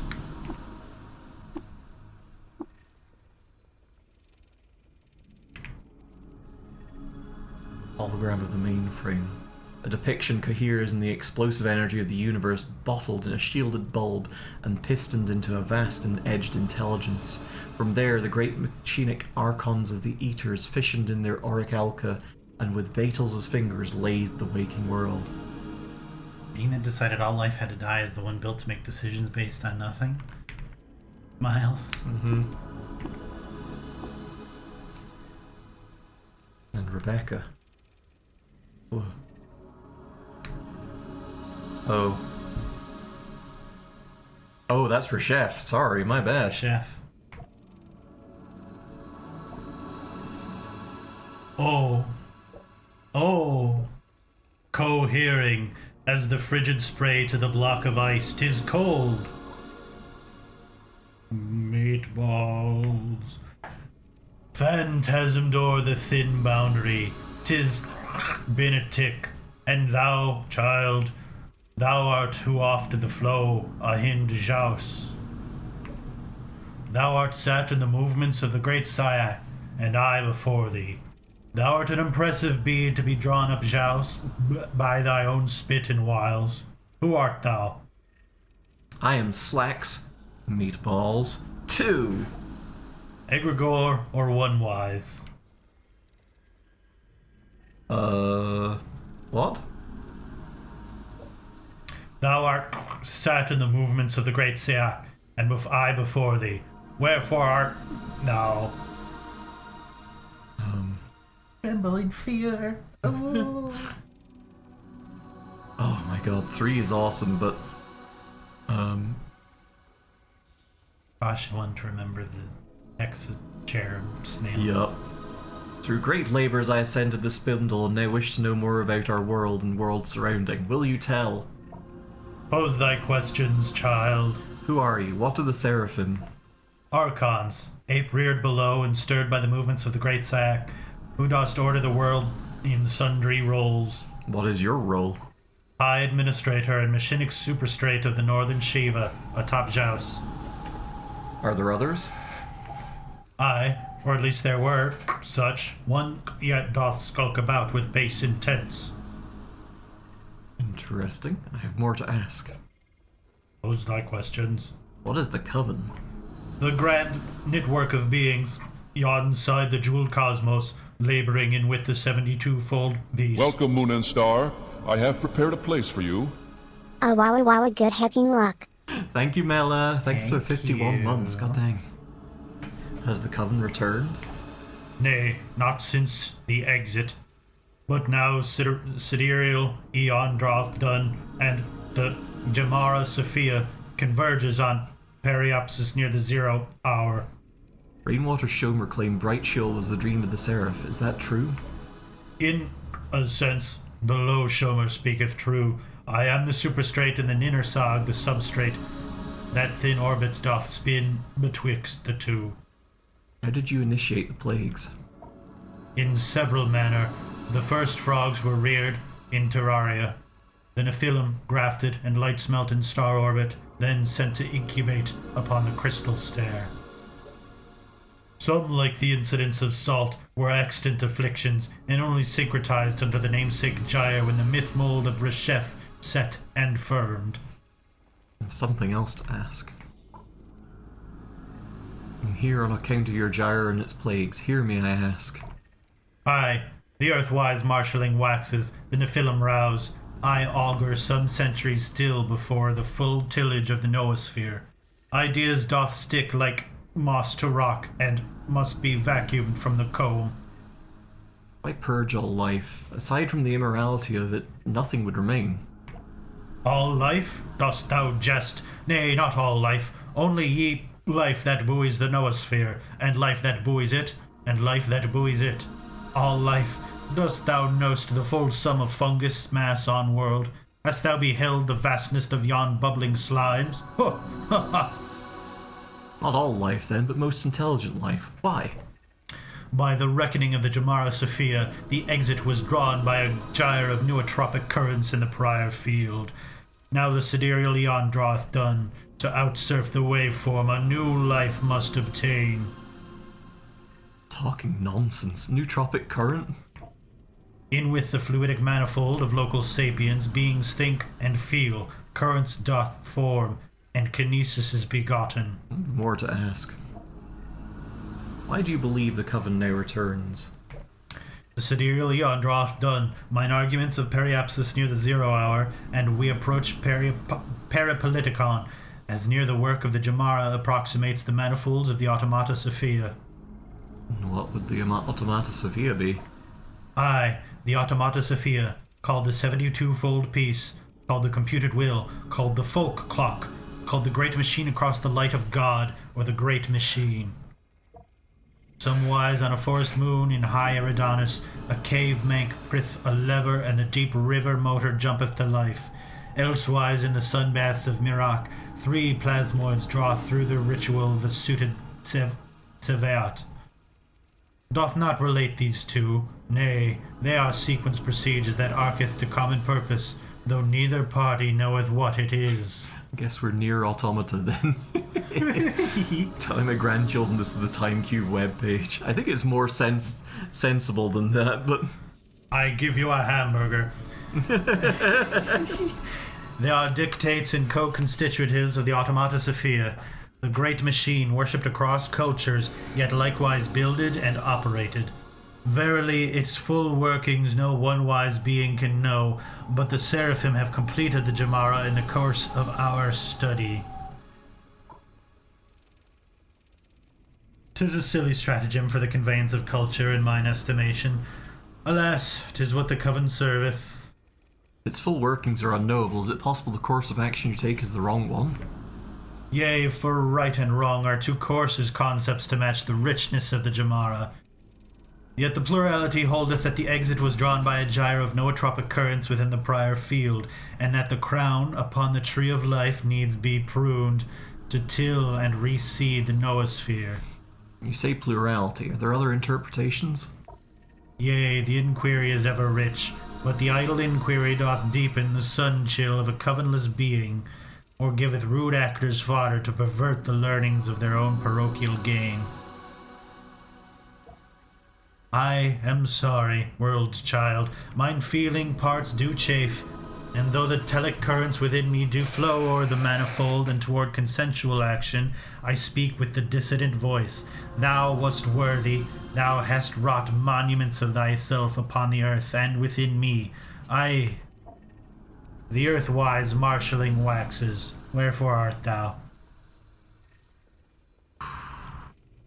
Arathrum mentioned a great machine. Aye, the This again. Automata Sophia, the 72-fold piece, the computed will, the folk clock. Okay. Did we ask what is the Gemara? I guess not. After the exit, I and the other orphan seraphim set forth to interpret the workings of the Automata Sophia and discern why the coven had departed. Centuries of pattern-making, argument, and chanting did ensue. The seraphic commentaries were compiled. The Jamara Sophia is the result thereof. Can we read it? No. It would take centuries to inculcate thee in the seraphic hermeneutics, and as yet thou art no gifted cantor. What moved the coven to set the injunction on our world? You may not. By the reckoning of the Jamara Sophia, the exit was drawn by a gyre of nootropic currents in the prior field. I feel like I've mentioned that before, but you keep asking about it. We cannot know the particulars, yet the plurality reasoneth that some gyre of nootropic currents, some thought matter of the civilization below, did spin in counter-edict to the dictates of the Automata Sophia, and thus were the ecliptics shifted, and we cast out. Localized entirely within your space station? Yes. May I see it? No. Okay, we have more to ask. Splinter race of Urshib that took to the stars, are they real? Perchance, some beetles dost hop from leaf to leaf, and some do not. I implore you, Chef, reverse the gyre. Nay, the sidereal eon drawth done in the world garden must be tilled for the coven's return. You put so little value on the flourishing of life. Where does your desire for readmittance to the coven spring from? Thou art mistaken in what I value. Thou hast wrought monuments within me. But thou art short-sighted. Dost thou know how many clades of life were fain to perish that thy people might thrive? So it is, once more. The crown is pruned, yet the tree is preserved. The skin is shed, yet the newly won snake doth slither to triumph. Thou knowest it not, but the sun-chill of a covenless being is as living a life alone, bereft of all kinship. I grieve that thou art unable to perceive this.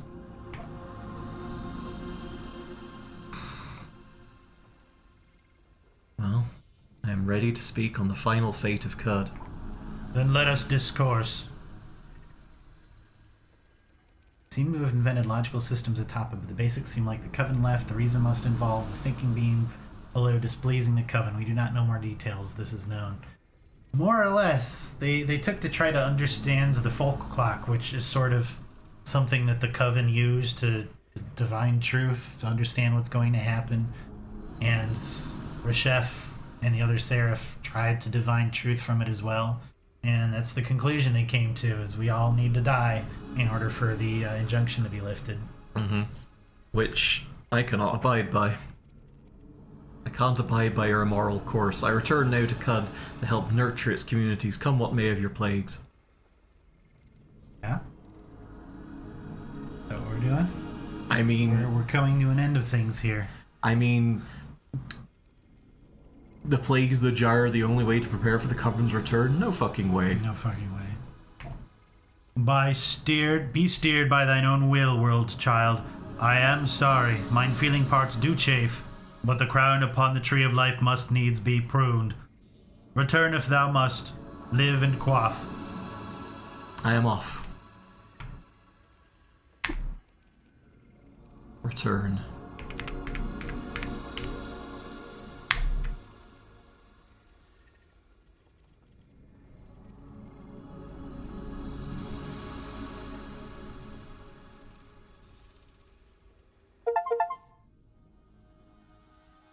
He rebuked Reshef and returned to Cud to help guard the burgeoning world.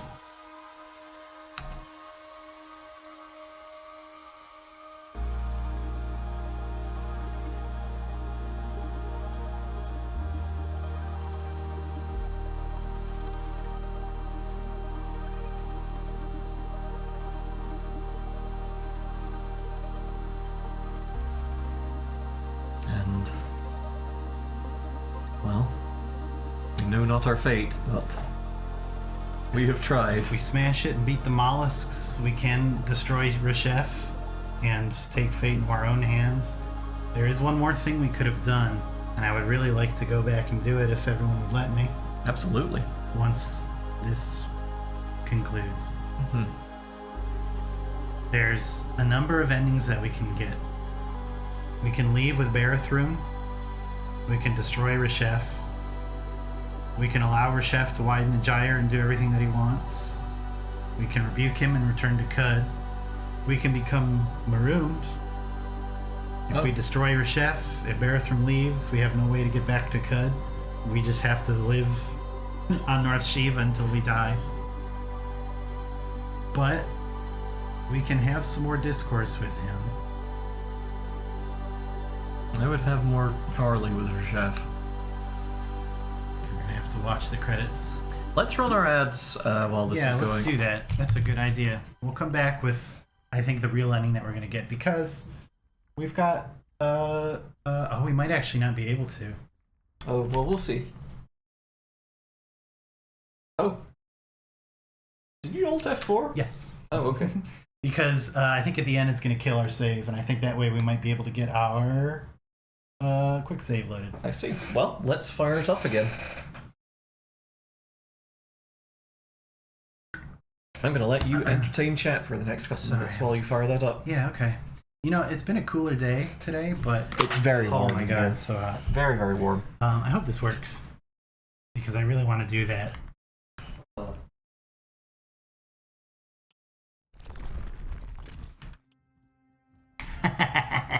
Never punished. Never punished. Okay. Alright, we're in the ad dimension. Jax is off peeing. We're gonna get this set up. So what I'm hoping to be able to do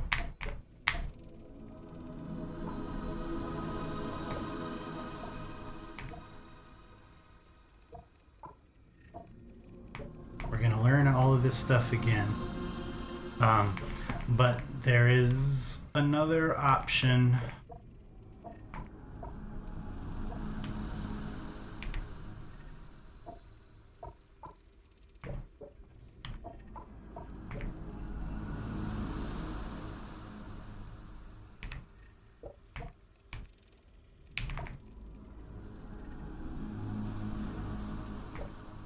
There we go. Okay, we're ready. We are ready. We're ready for the real ending that we're gonna get. I kind of forgot that we weren't geared towards that one. I would have stopped us from doing it, but I've saved it. We're okay.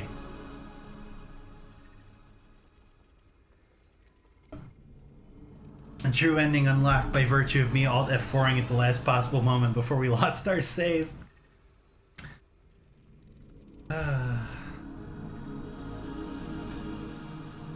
Why is DoorDash advertising itself within a college football mascot TF? They're trying to reach everybody they can, I guess.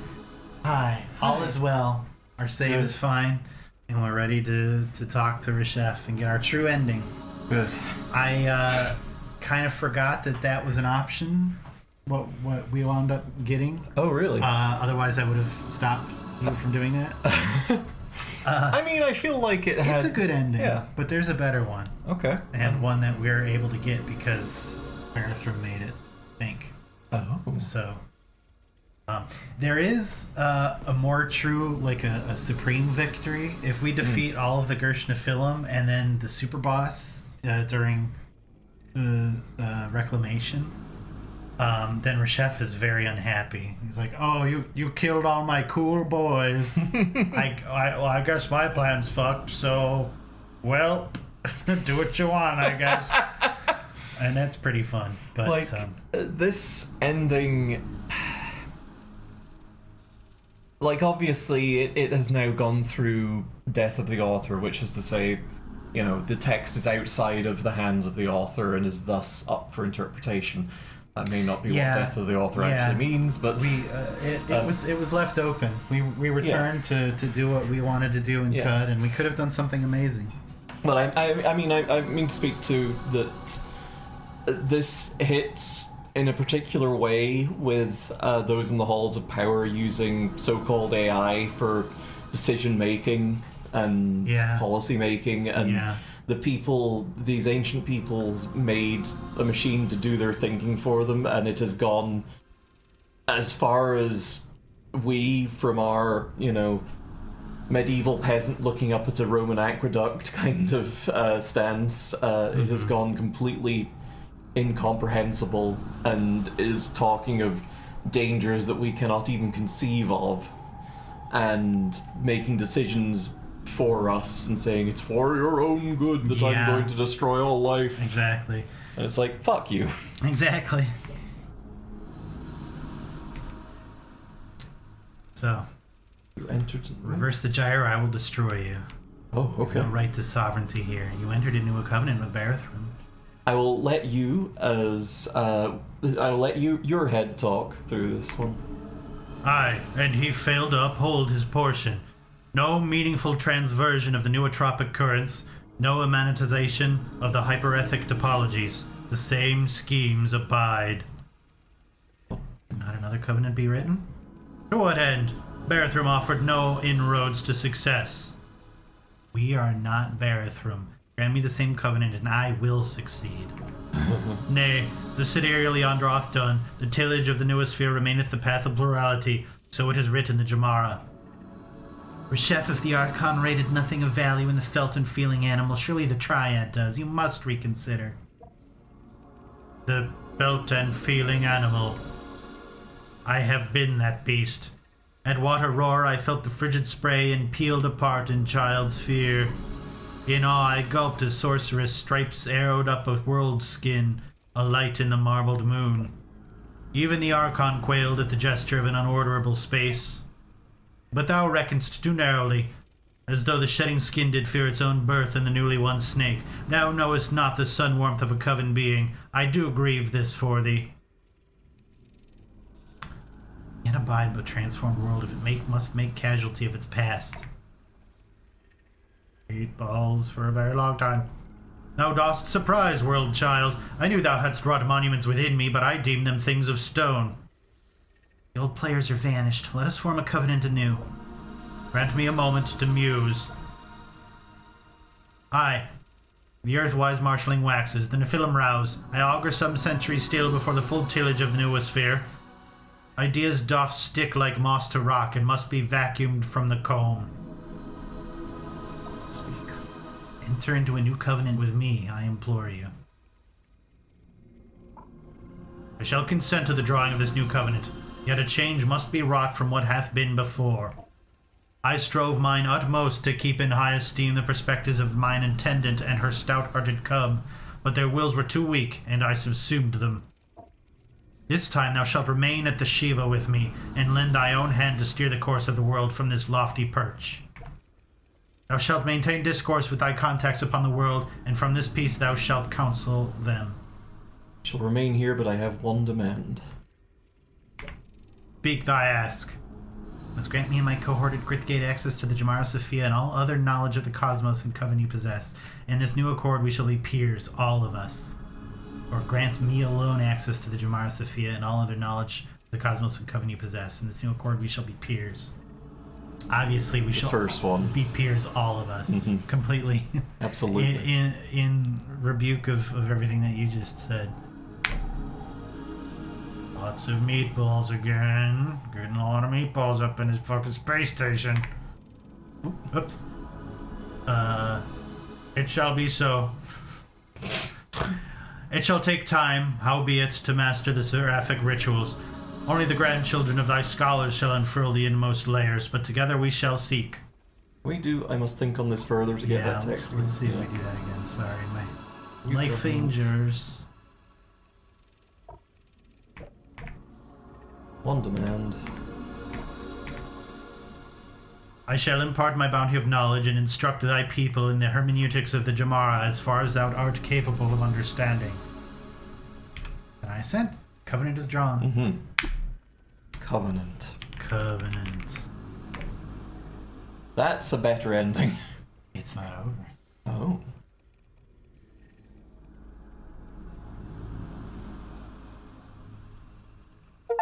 Jax, Cat, we've entered into a covenant with our chef to help prepare Cud for the Coven's return. Rainbow covenant with. It's so perfect. Yep. It's the spindle and the water ritual. Yup. It's so good.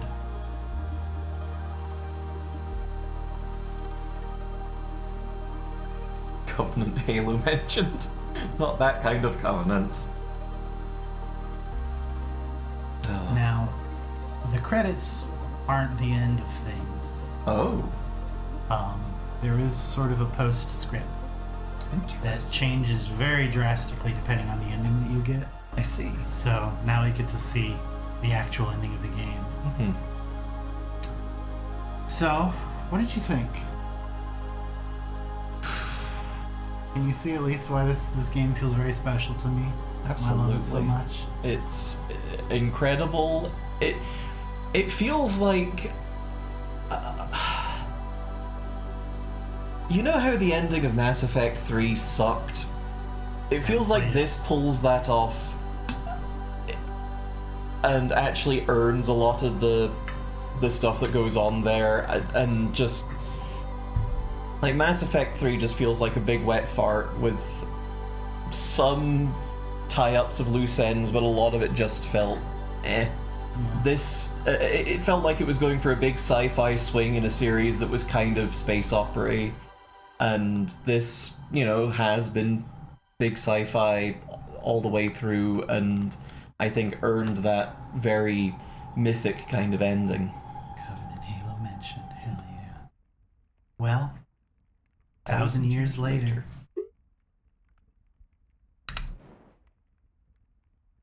Like to welcome you and everybody else to Cud. Oh, we are Nanosvim. What have we got? We've got a recycling suit. Ooh, engraved and painted. The life of the ancient Reshef Artairan, and the life of the ancient Reshef Namen. Oh, interesting. So, Reshef histories. over time, things have corrupted or changed such that the Sultan equivalent words are now Reshef. Where are we? We're in the town of Svenna. Star apple trees. Little orchard. Salt and shale. And shale.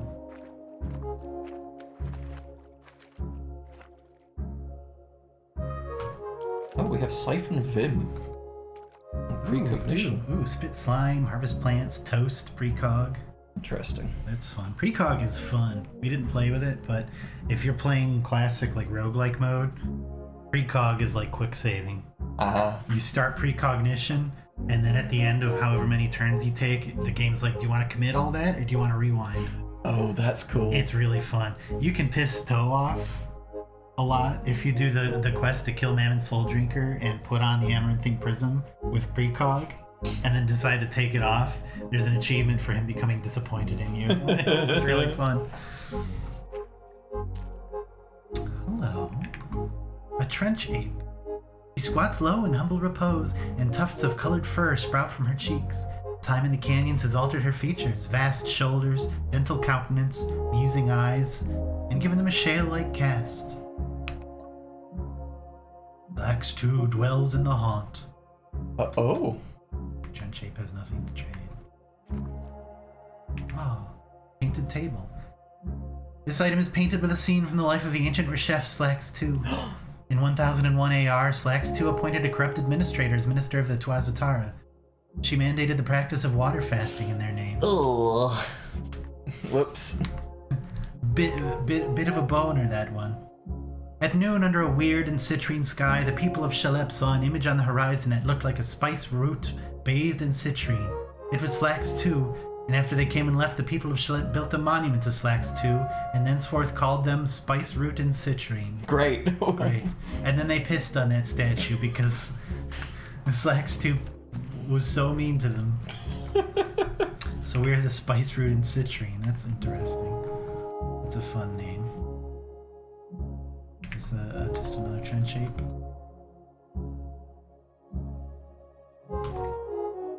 Here, more apes. It literally is Dune. Holy shit! Yay! We're the God Queen of Dune now. Finally. We turny into Wormy. Oh, it's like the King in Hollow Knight, except in reverse. Warden Kimavak usual. Polyps grow across her torso and shoulders like a Talith. Fullerite and Talith. Fullerite and chrome and glass pop out like fins. The Eremite is a walking piece of reef. Equipped with a psychic meridian and a spazer rifle. Interesting. I'm watching you, Nomad. What do we have? A freeze ray. Can to have it all. Some Christsteel arrows.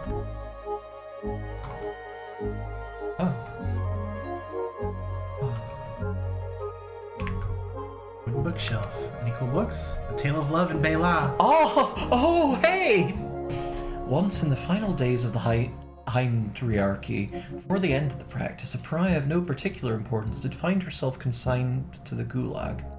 Though she herself bore no honor, in her grasping hand she held the burning heart of the village champion, freely given, for the two had fallen in love long before the heretic's conviction. When the jealous Hindriarch discovered the missing heart of her beloved champion, she swore cruel vengeance upon the pariah. Pulling upon dark forces, she ensorcelled the pariah's ex-lover and ordered him to steal her heart again and deliver it to the Hindriarch's crushing fist.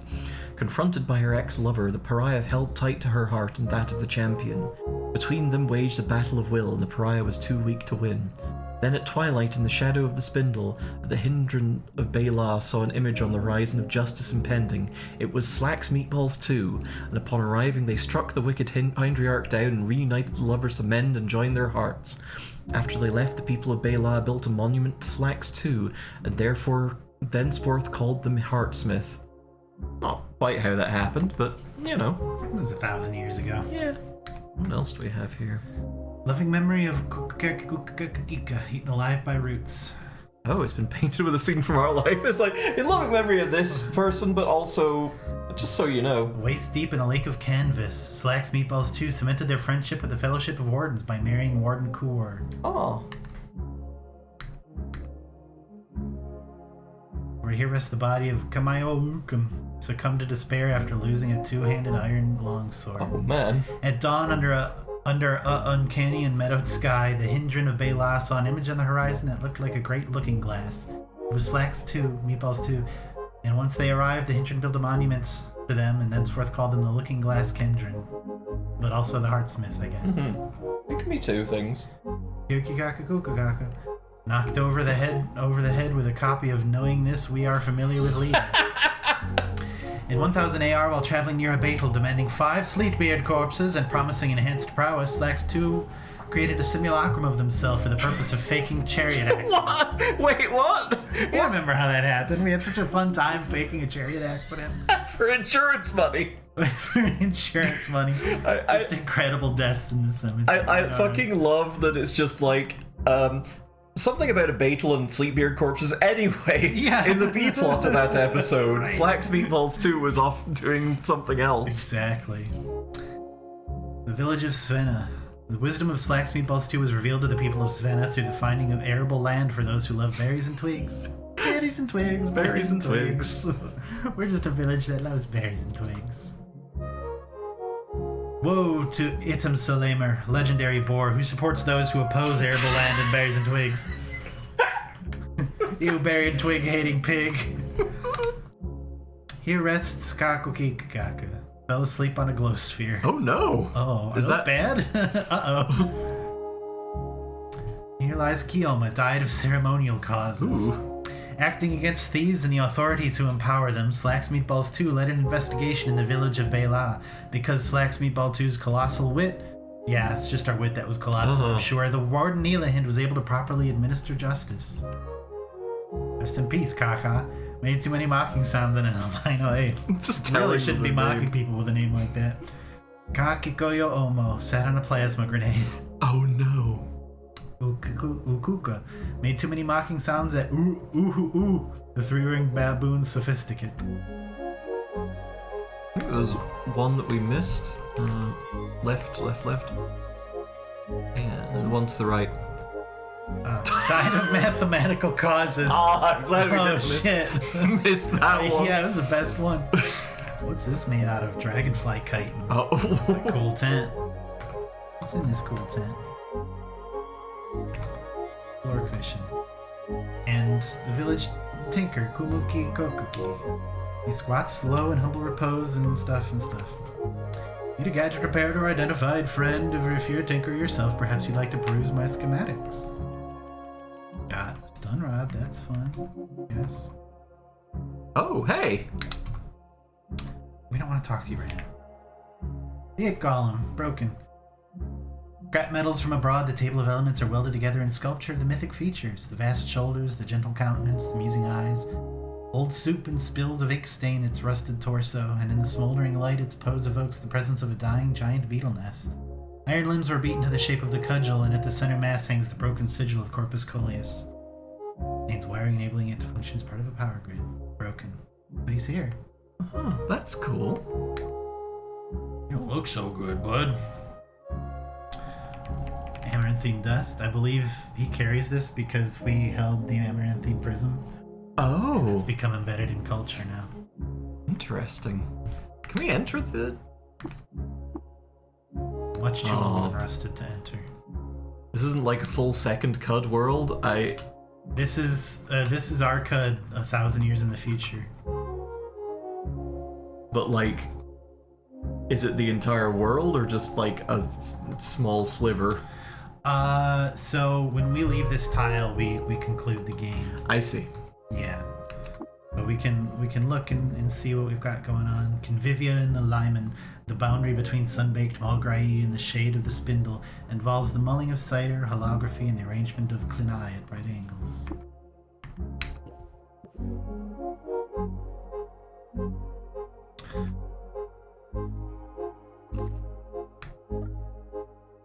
Lax 2 dwells in the haunt. What do you mean by this? Oh, hey. Welcome, human. What do you desire? What do we got? Anything cool? Engraved semi-automatic pistol. Stuff about Artyrum. And axe. That's fun. There's a door in the trader room. Oh, so there is. Oh, that's where we keep our fire. This is our fireplace. What? Huh? Oh, bizarre contraption. Electric generator. That's nice.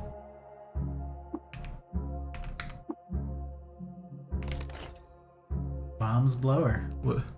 Remember Vomb's shield? Oh, yeah. It is. Oh, fuck, really? Oh, man. Yeah. Okay. An ocean drum is fit against a drive wheel to force air and electroparticles down a pressurized funnel. Depressurized funnel. Oh, can we cook whatever the local... Meaty jolt stems.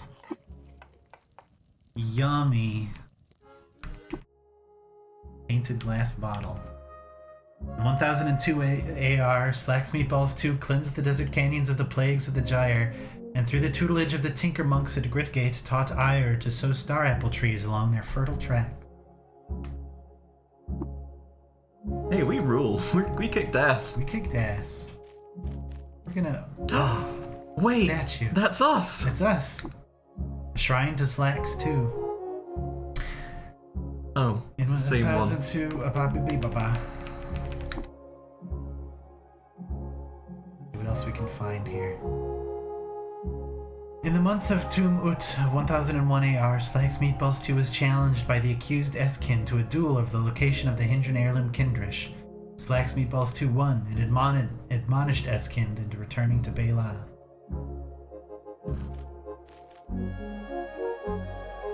In the month of Kisauks of 1000 AR, Slacks 2 won a decisive victory against the combined Templar forces at the bloody Battle of Gritgate. Gritgate was so devastated by hot galleon and smashed glass that it was renamed Otho's Graveyard. Oh, Otho. One person to die at Gritgate. Inside a colossal breastplate, Slacks Meatballs 2 cemented their friendship with the Hindran of Bela by marrying Hindriarch Esk. I don't think we did that. That one's a lie. After abstaining from drinking water for 9 days, Slacks Meatballs 2 cemented their friendship with the Bearthrumites by marrying Fonan Ofea, esteemed a Bearthrumite tinker. Rusted. We married a Bobot. Hell yeah. The complete history of a single sultan. Hell yeah, that's us. It's us. I love that we married a Bobot. Doesn't seem to be anywhere else to explore. And we can check reputations and see what's going on in the world. Batfolk. Oh, hey. They're new. What are they interested in? Learning about caves, locations of vaulted roofs, and gossip that's about them. Chava, the Tree of Life, still kicking. The Chromaic Church. That's new. Interested in trading secrets about technology, locations of ruins. So this is the Mechanimists cult has evolved. The Cult of Slacks 2. Oh boy. Interesting in hearing gossip. Gossip. Denizens of Bela Freehold. Hell yeah. That's exciting. It's about locations in the flower fields. Denizens of the Id Freehold, dogs, dromads, the Farmers Guild, findings, root family, fish, frogs, fungi, the Gersh, the grandchildren of Mammon. Oh hey, they're neutral to us.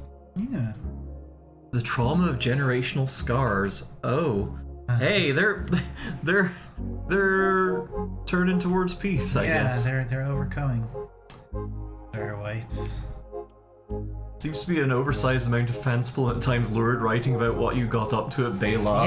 Yeah, like very there's specifically interested there's a in our Bela lot activity. going on at Bela between us and the folks there. Yeah. The Night Limnal. Oh. Interested in training secrets about the Liman? Locations of all settlements, technology. I think they're the Judas Templar. They seem to have chilled the fuck out. Hopefully. They don't like us, but that doesn't necessarily mean anything. Snail folk. They're new. They're a new species. Succulents. The synagogue at Gritgate.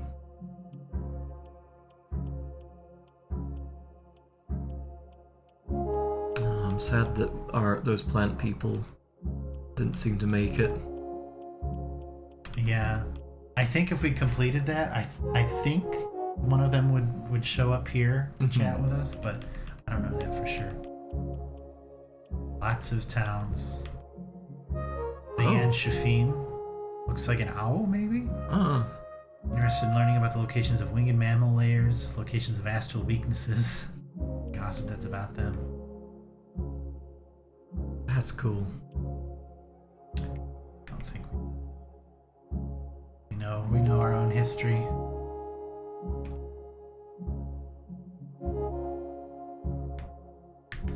Forgot that we get cute little that's cute. photos of that.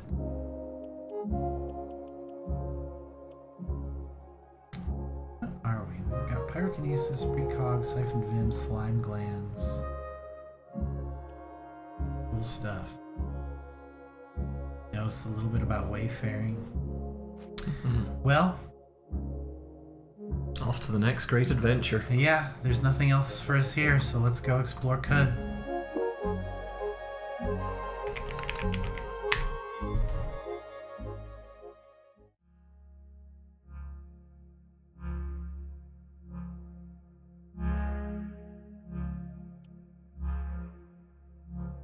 Oh.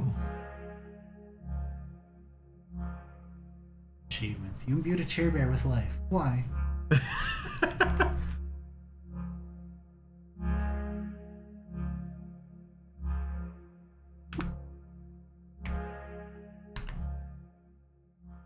What a game. I'm going to be turning that over in my head for a while. Right? I had to think about that for some Yeah. time. We didn't get to see it there, but 1,000 years hence, it's spelt with a K. It's K-U-D, Cud. Oh. But nobody wanted to say that word to us, so It's there we are. It's very interesting. Like the way that there's a lot of detail paid to how stories change over time and how Yeah. history kind of mutates a little bit as it goes in, as it passes from, you know, living history into myth. Like just seeing the story of what we did at Bela and Yeah. seeing it, well, turned to myth and legend was very interesting and really cool.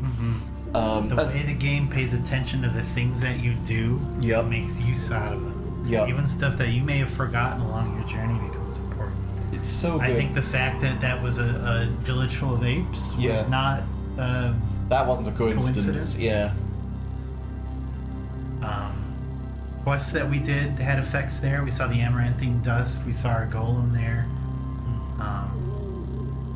I would have loved if the golem was still functioning and we could talk to it. But here we are. I wonder if Brokor was still in there. Just took a 1,000-year power nap. But yeah, like I know that my immediate point of comparison was Mass Effect 3, but like the way that one ends is like there's a lot of talk of cycles in the Mass Effect series as well. With the Reapers come round every X number of years to eliminate all higher forms of life and just kind of reap the galaxy and reset it for some inscrutable reason that they never really explain. And it felt like there was kind of shades of that in Cud's story. Not in a like, Caves of Cud is riffing off of that, but in a just the stories are comparable. There's themes and that they're both approaching. yeah, exactly. It's thematic elements rather than structural elements, and I think that it's very interesting to see how Caves of Cud really stuck the landing there, because like so much in the sci-fi genre I feel does not stick the landing with an ending, because I think there's in sci-fi games there's often this urge to have a weird, very mythic kind of ending, and if the game isn't really mythic leading up to that, then it's just not gonna gel. Mythic, I mean here in, I guess, more in tone than anything, because like in Caves of Cud there's this big sense of history and big sense of just, okay, I am part of something that has been going for a long damn time, and I am not told that, but I observe that. Whereas in something like Mass Effect, you're told, yeah, this is a cycle that's been going forever, and this is something that's just thrown at you with the whole backstory of the Reapers. And whereas in Cud, it's like, you're seeing smaller cycles play out all the way through the game. For a lot of the time playing the game, I kind of thought that we were sort of reliving a mirror of Reshef's life. Yeah. Which, in a sense, Yeah. we kind of were. Not we did a lot untrue. of the things that he did, mostly because we were actually doing the stuff that he pretended to do and Yep. doing the shit that he started in the first place. The interesting thing that Reshef referring to "you have carved monuments inside me," which felt like a really interesting way of saying I have seen and appreciated the things that you have done. Like Yeah. that's a fantastic piece of prose. Yeah. But like I don't want to big up Case of Cud by stomping on Mass Effect 3 because like it was a perfectly fine game right up until the last minutes of 3, which is unfortunate, really. Because they took a big swing with the whole strange star child speaking for the Reapers and really just plot dumping a lot of the stuff about that in the very, very end. Right. Whereas with Cud, you have elements of that. There is obviously a little bit of plot dumping there, but it's kind of like reframing things that you already knew. Like it's never just a surprise reveal of a villain. It's a here are the things that you know, and now we have recontextualized them, and you can make your own things. And there were hints, I feel like, of the context that we only got when we spoke with Barathrum. Chief among them being, we were investigating the signal that seemed to be, Barathrum told us was calling us to the top of the spindle. So why did we have to disable security measures to get up there? Yeah. That was an interesting Chef didn't expect or want anybody to go up there. He wasn't sending a message to invite us to North Shiva to be with the Coven. He was sending signal to kickstart the gyre again. So. Yeah. That is an absolutely fantastic game, and I'm going to be rotating that in my mind for a long time. A long time ago, I had the idea of drawing like a Cud tarot deck. Oh. Because I feel like there's a lot of characters that fit that. And before I knew how the game ended, I made this before the ending was done. I think that the last time I'd gotten as far as I could, the Golem was the last quest you could do. And it still felt to me like we were kind of repeating the monomyth of Reshef, that we were walking in his footsteps. So I actually have these, and I'm wondering what people think of them. I'd still love to actually make this one day, but I had the Fool as Reshef. Yeah. The Magician as maybe Joppa et al. As either Mehmet or Iriadad or Argive, who we didn't meet because we didn't have Joppa, but they're like the quest givers who kind of set you off. The traditional start to this game has you investigating creatures nibbling at the water vine, and it turns out to be the Gersh, and that kind of kickstarts everything. The High Priestess is Rebecca, and the Empress is the Cassifessence, who is sort of the god, the creator of metal, worshipped by the Mechanimists. The Emperor is Shekinah, who is one of the Argent Fathers, kind of the King of Kings in their pantheon. The Hierophant is Eshelstadt II, who was the sort of Pope of the faith, the one who was sitting at the well that we could cast stuff into. The Lovers, can you guess, is Nilahind and Eskind. Yep, that makes sense. The Chariot is the Golem. That makes sense as well. Strength is a Bodokodu. Yup. The Hermit is Pax Clank. Yup. Living alone 100%. in an nth dimensional. The Wheel of Fortune is a Beetle. Oh, yeah. Who gives us random quests for random prizes.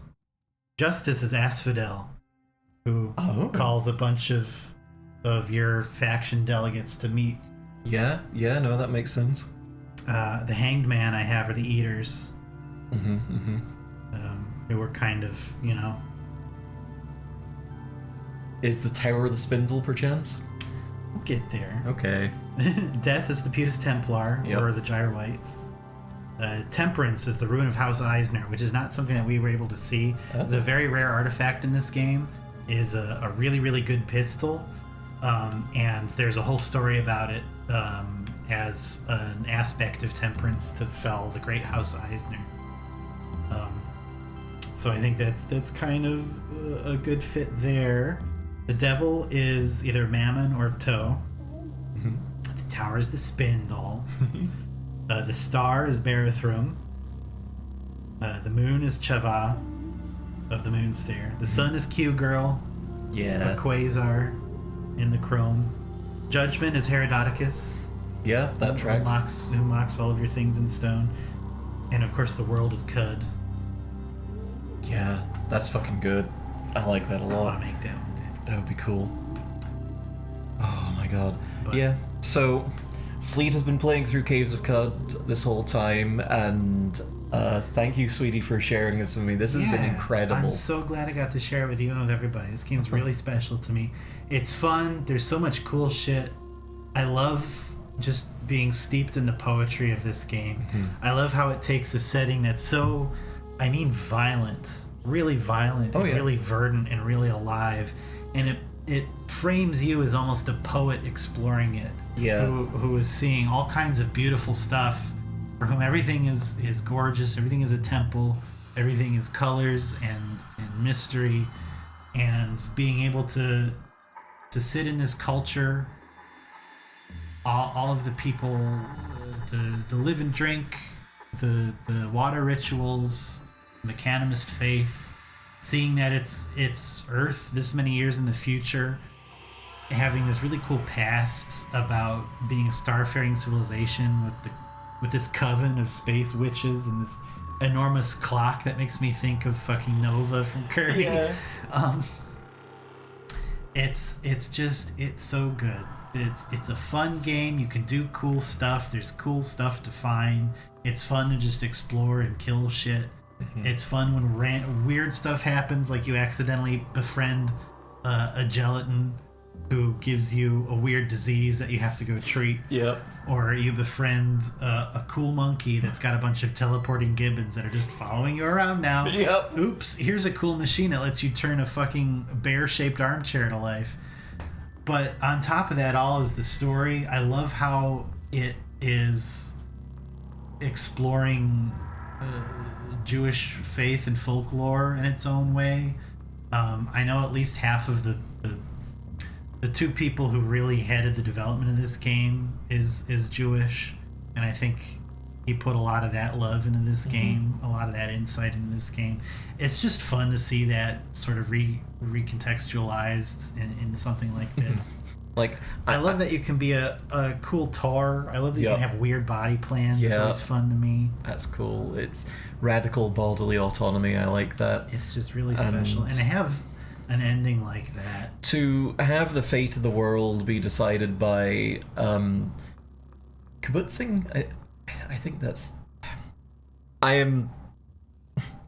do not know my Jewish mythology or terminology. I am aware that there is. I am an apostate raised Roman Catholic, Yeah, so I don't yeah. know shit from fuck about ass. I'm aware that there's some concept that the book, the Word of God, is to be discussed greatly and like argued about, and kibbutzing, I think, is the term for it. But yeah, I don't know. I fully risk putting my foot in my mouth. So, but essentially, arguing with a god figure at the end feels appropriate, I guess, about the letter of the agreement and about it. It just felt really good, and it makes me want to learn a bit more, because it has kind of shown that I have some pretty big blind spots about a major world religion, and I would maybe like to fix that. Not for any conversion kind of reason or anything, just purely because I like knowing things about our world. Yeah. And it would help me in turn understand some more about Cud and the background to the story that went into it. Yeah. Yeah, it's really great. And I would read books about the Coven, this game. I would love to know more about the species and the Coven itself, and just everything that has gone on above Cud. The fact as well that the all the technology in this is it's not that sterile kind of iPod style that you see in a lot of modern It's sci-fi. fantastic. It's like Atom Punk. It's like, you know... I don't know if it's even atom punk. It feels like it gets into the sufficiently advanced technology is indistinguishable from magic kind of that way, is very because true. the technology is so advanced that it could just look like whatever. Like you can build these ornate stone columns and caves of shale and have them be this technological marvel, and it can look like, fucking Greek Forum or whatever you want it to, and just having it have this very distinct identity all itself without really getting into, like the touch points I think of are like classic Star Trek style, which is, a lot of very flashing lights, flashy beepy boopy buttons, and then there's, more the recent Star Trek films which have that iPod style, very sleek, very plasticky, and I guess it does have a lot of chrome going about, so it's, chrome rockets and starships to some extent, a little bit of that very 50s sci-fi element to it. Exactly. In places, though, you can build a 6-foot dong out of marble and still have it be a computer. You can do what the fuck ever. Yeah, can and have. What is going on this menu screen also? Because like we see some people beseeching oh no, I mean in the glyphs at the top above new game. Oh, right. We see some people beseeching something, Some kind of an amogus, some kind of a god. and then on the right we have the arc, which we saw at the very end. Core. Yeah. Yeah, I do want to know more about these two. I believe that's these are both characters you can pick from at the start of the game.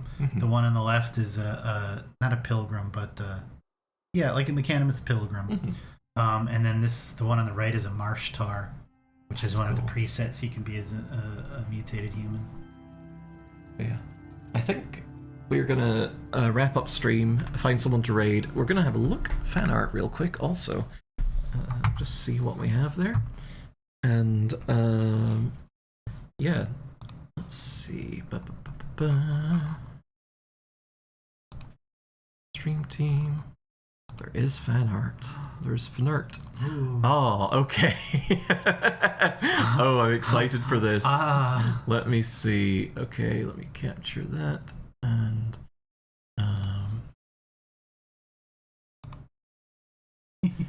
okay. From Tim Gator. It is now time to give our child a name, and in honor of our valued ally who made many sacrifices to help bring them into existence, Burukuru, our valued like Threevert, they'll be named Hexaclephocles. Yay! Tim, that's fucking good. That's really good. And from Haya, the Ashkaton 9000. Mayhem, destruction, Humanitize. Oh, rocking boobies, my love. Thank you. I think they're our rocking boobies. Rocking boobies, us. Good job, Slacks, too. Oh, Haya, this rules. This is really fun. I like this. Oh my god. Thank you all so much for hanging out with us. Thank you all for showing up for so many streams of CUD. I'm glad people seem to be into this game. Yeah. I know it's not very visually exciting a lot of the time, and I was kind of worried that nobody's going to want to watch, but I hope some folks are like, agree that this was kind of cool, and now you get to experience the whole thing. I really encourage, if it seemed fun at all, y'all should pick it up. You see there's a bunch of different endings you can get. You can do so many different things. You can play this so differently from how we did. We had a very easy mode build, I think. Yeah, we were very fighty, which I did enjoy a lot. Yeah. I think a lot of my builds in this game before have been ranged builds, and that hasn't really paid off too well. They can be tough in the early game, Yeah. especially before you get to Grit Gate, where Maffeo is selling you slugs by the thousands. Yeah. Alright, let's find someone to raid real quick. Yeah, because let's do it. I desperately need like a Slurpee and maybe a 7-Eleven bad It's pizza. really hot in here. Let's see. hey, Raspberry Jelly's still going. Let's, being a pirate for me birthday, Pirate Yakuza. Ah. Okay. That's an easy...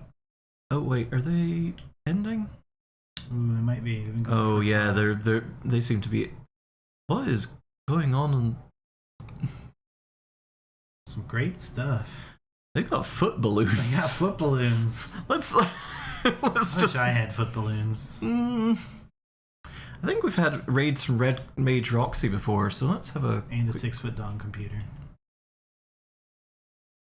Oh, it went on sale? Pirate Yakuza, or... I haven't been watching up so much, so I showed up in that final conversation. Was very lost, but very interested. Gotta watch some VODs of this sometime. Absolutely. Basically, it kicks ass. Yeah. And it's a great story, and I love it.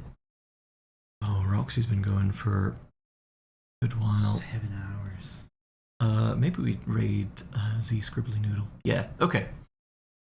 Okay, let's go raid Z Scribbly Noodle. Okay, we need some kind of a raid phrase. Live and drink. Live and drink.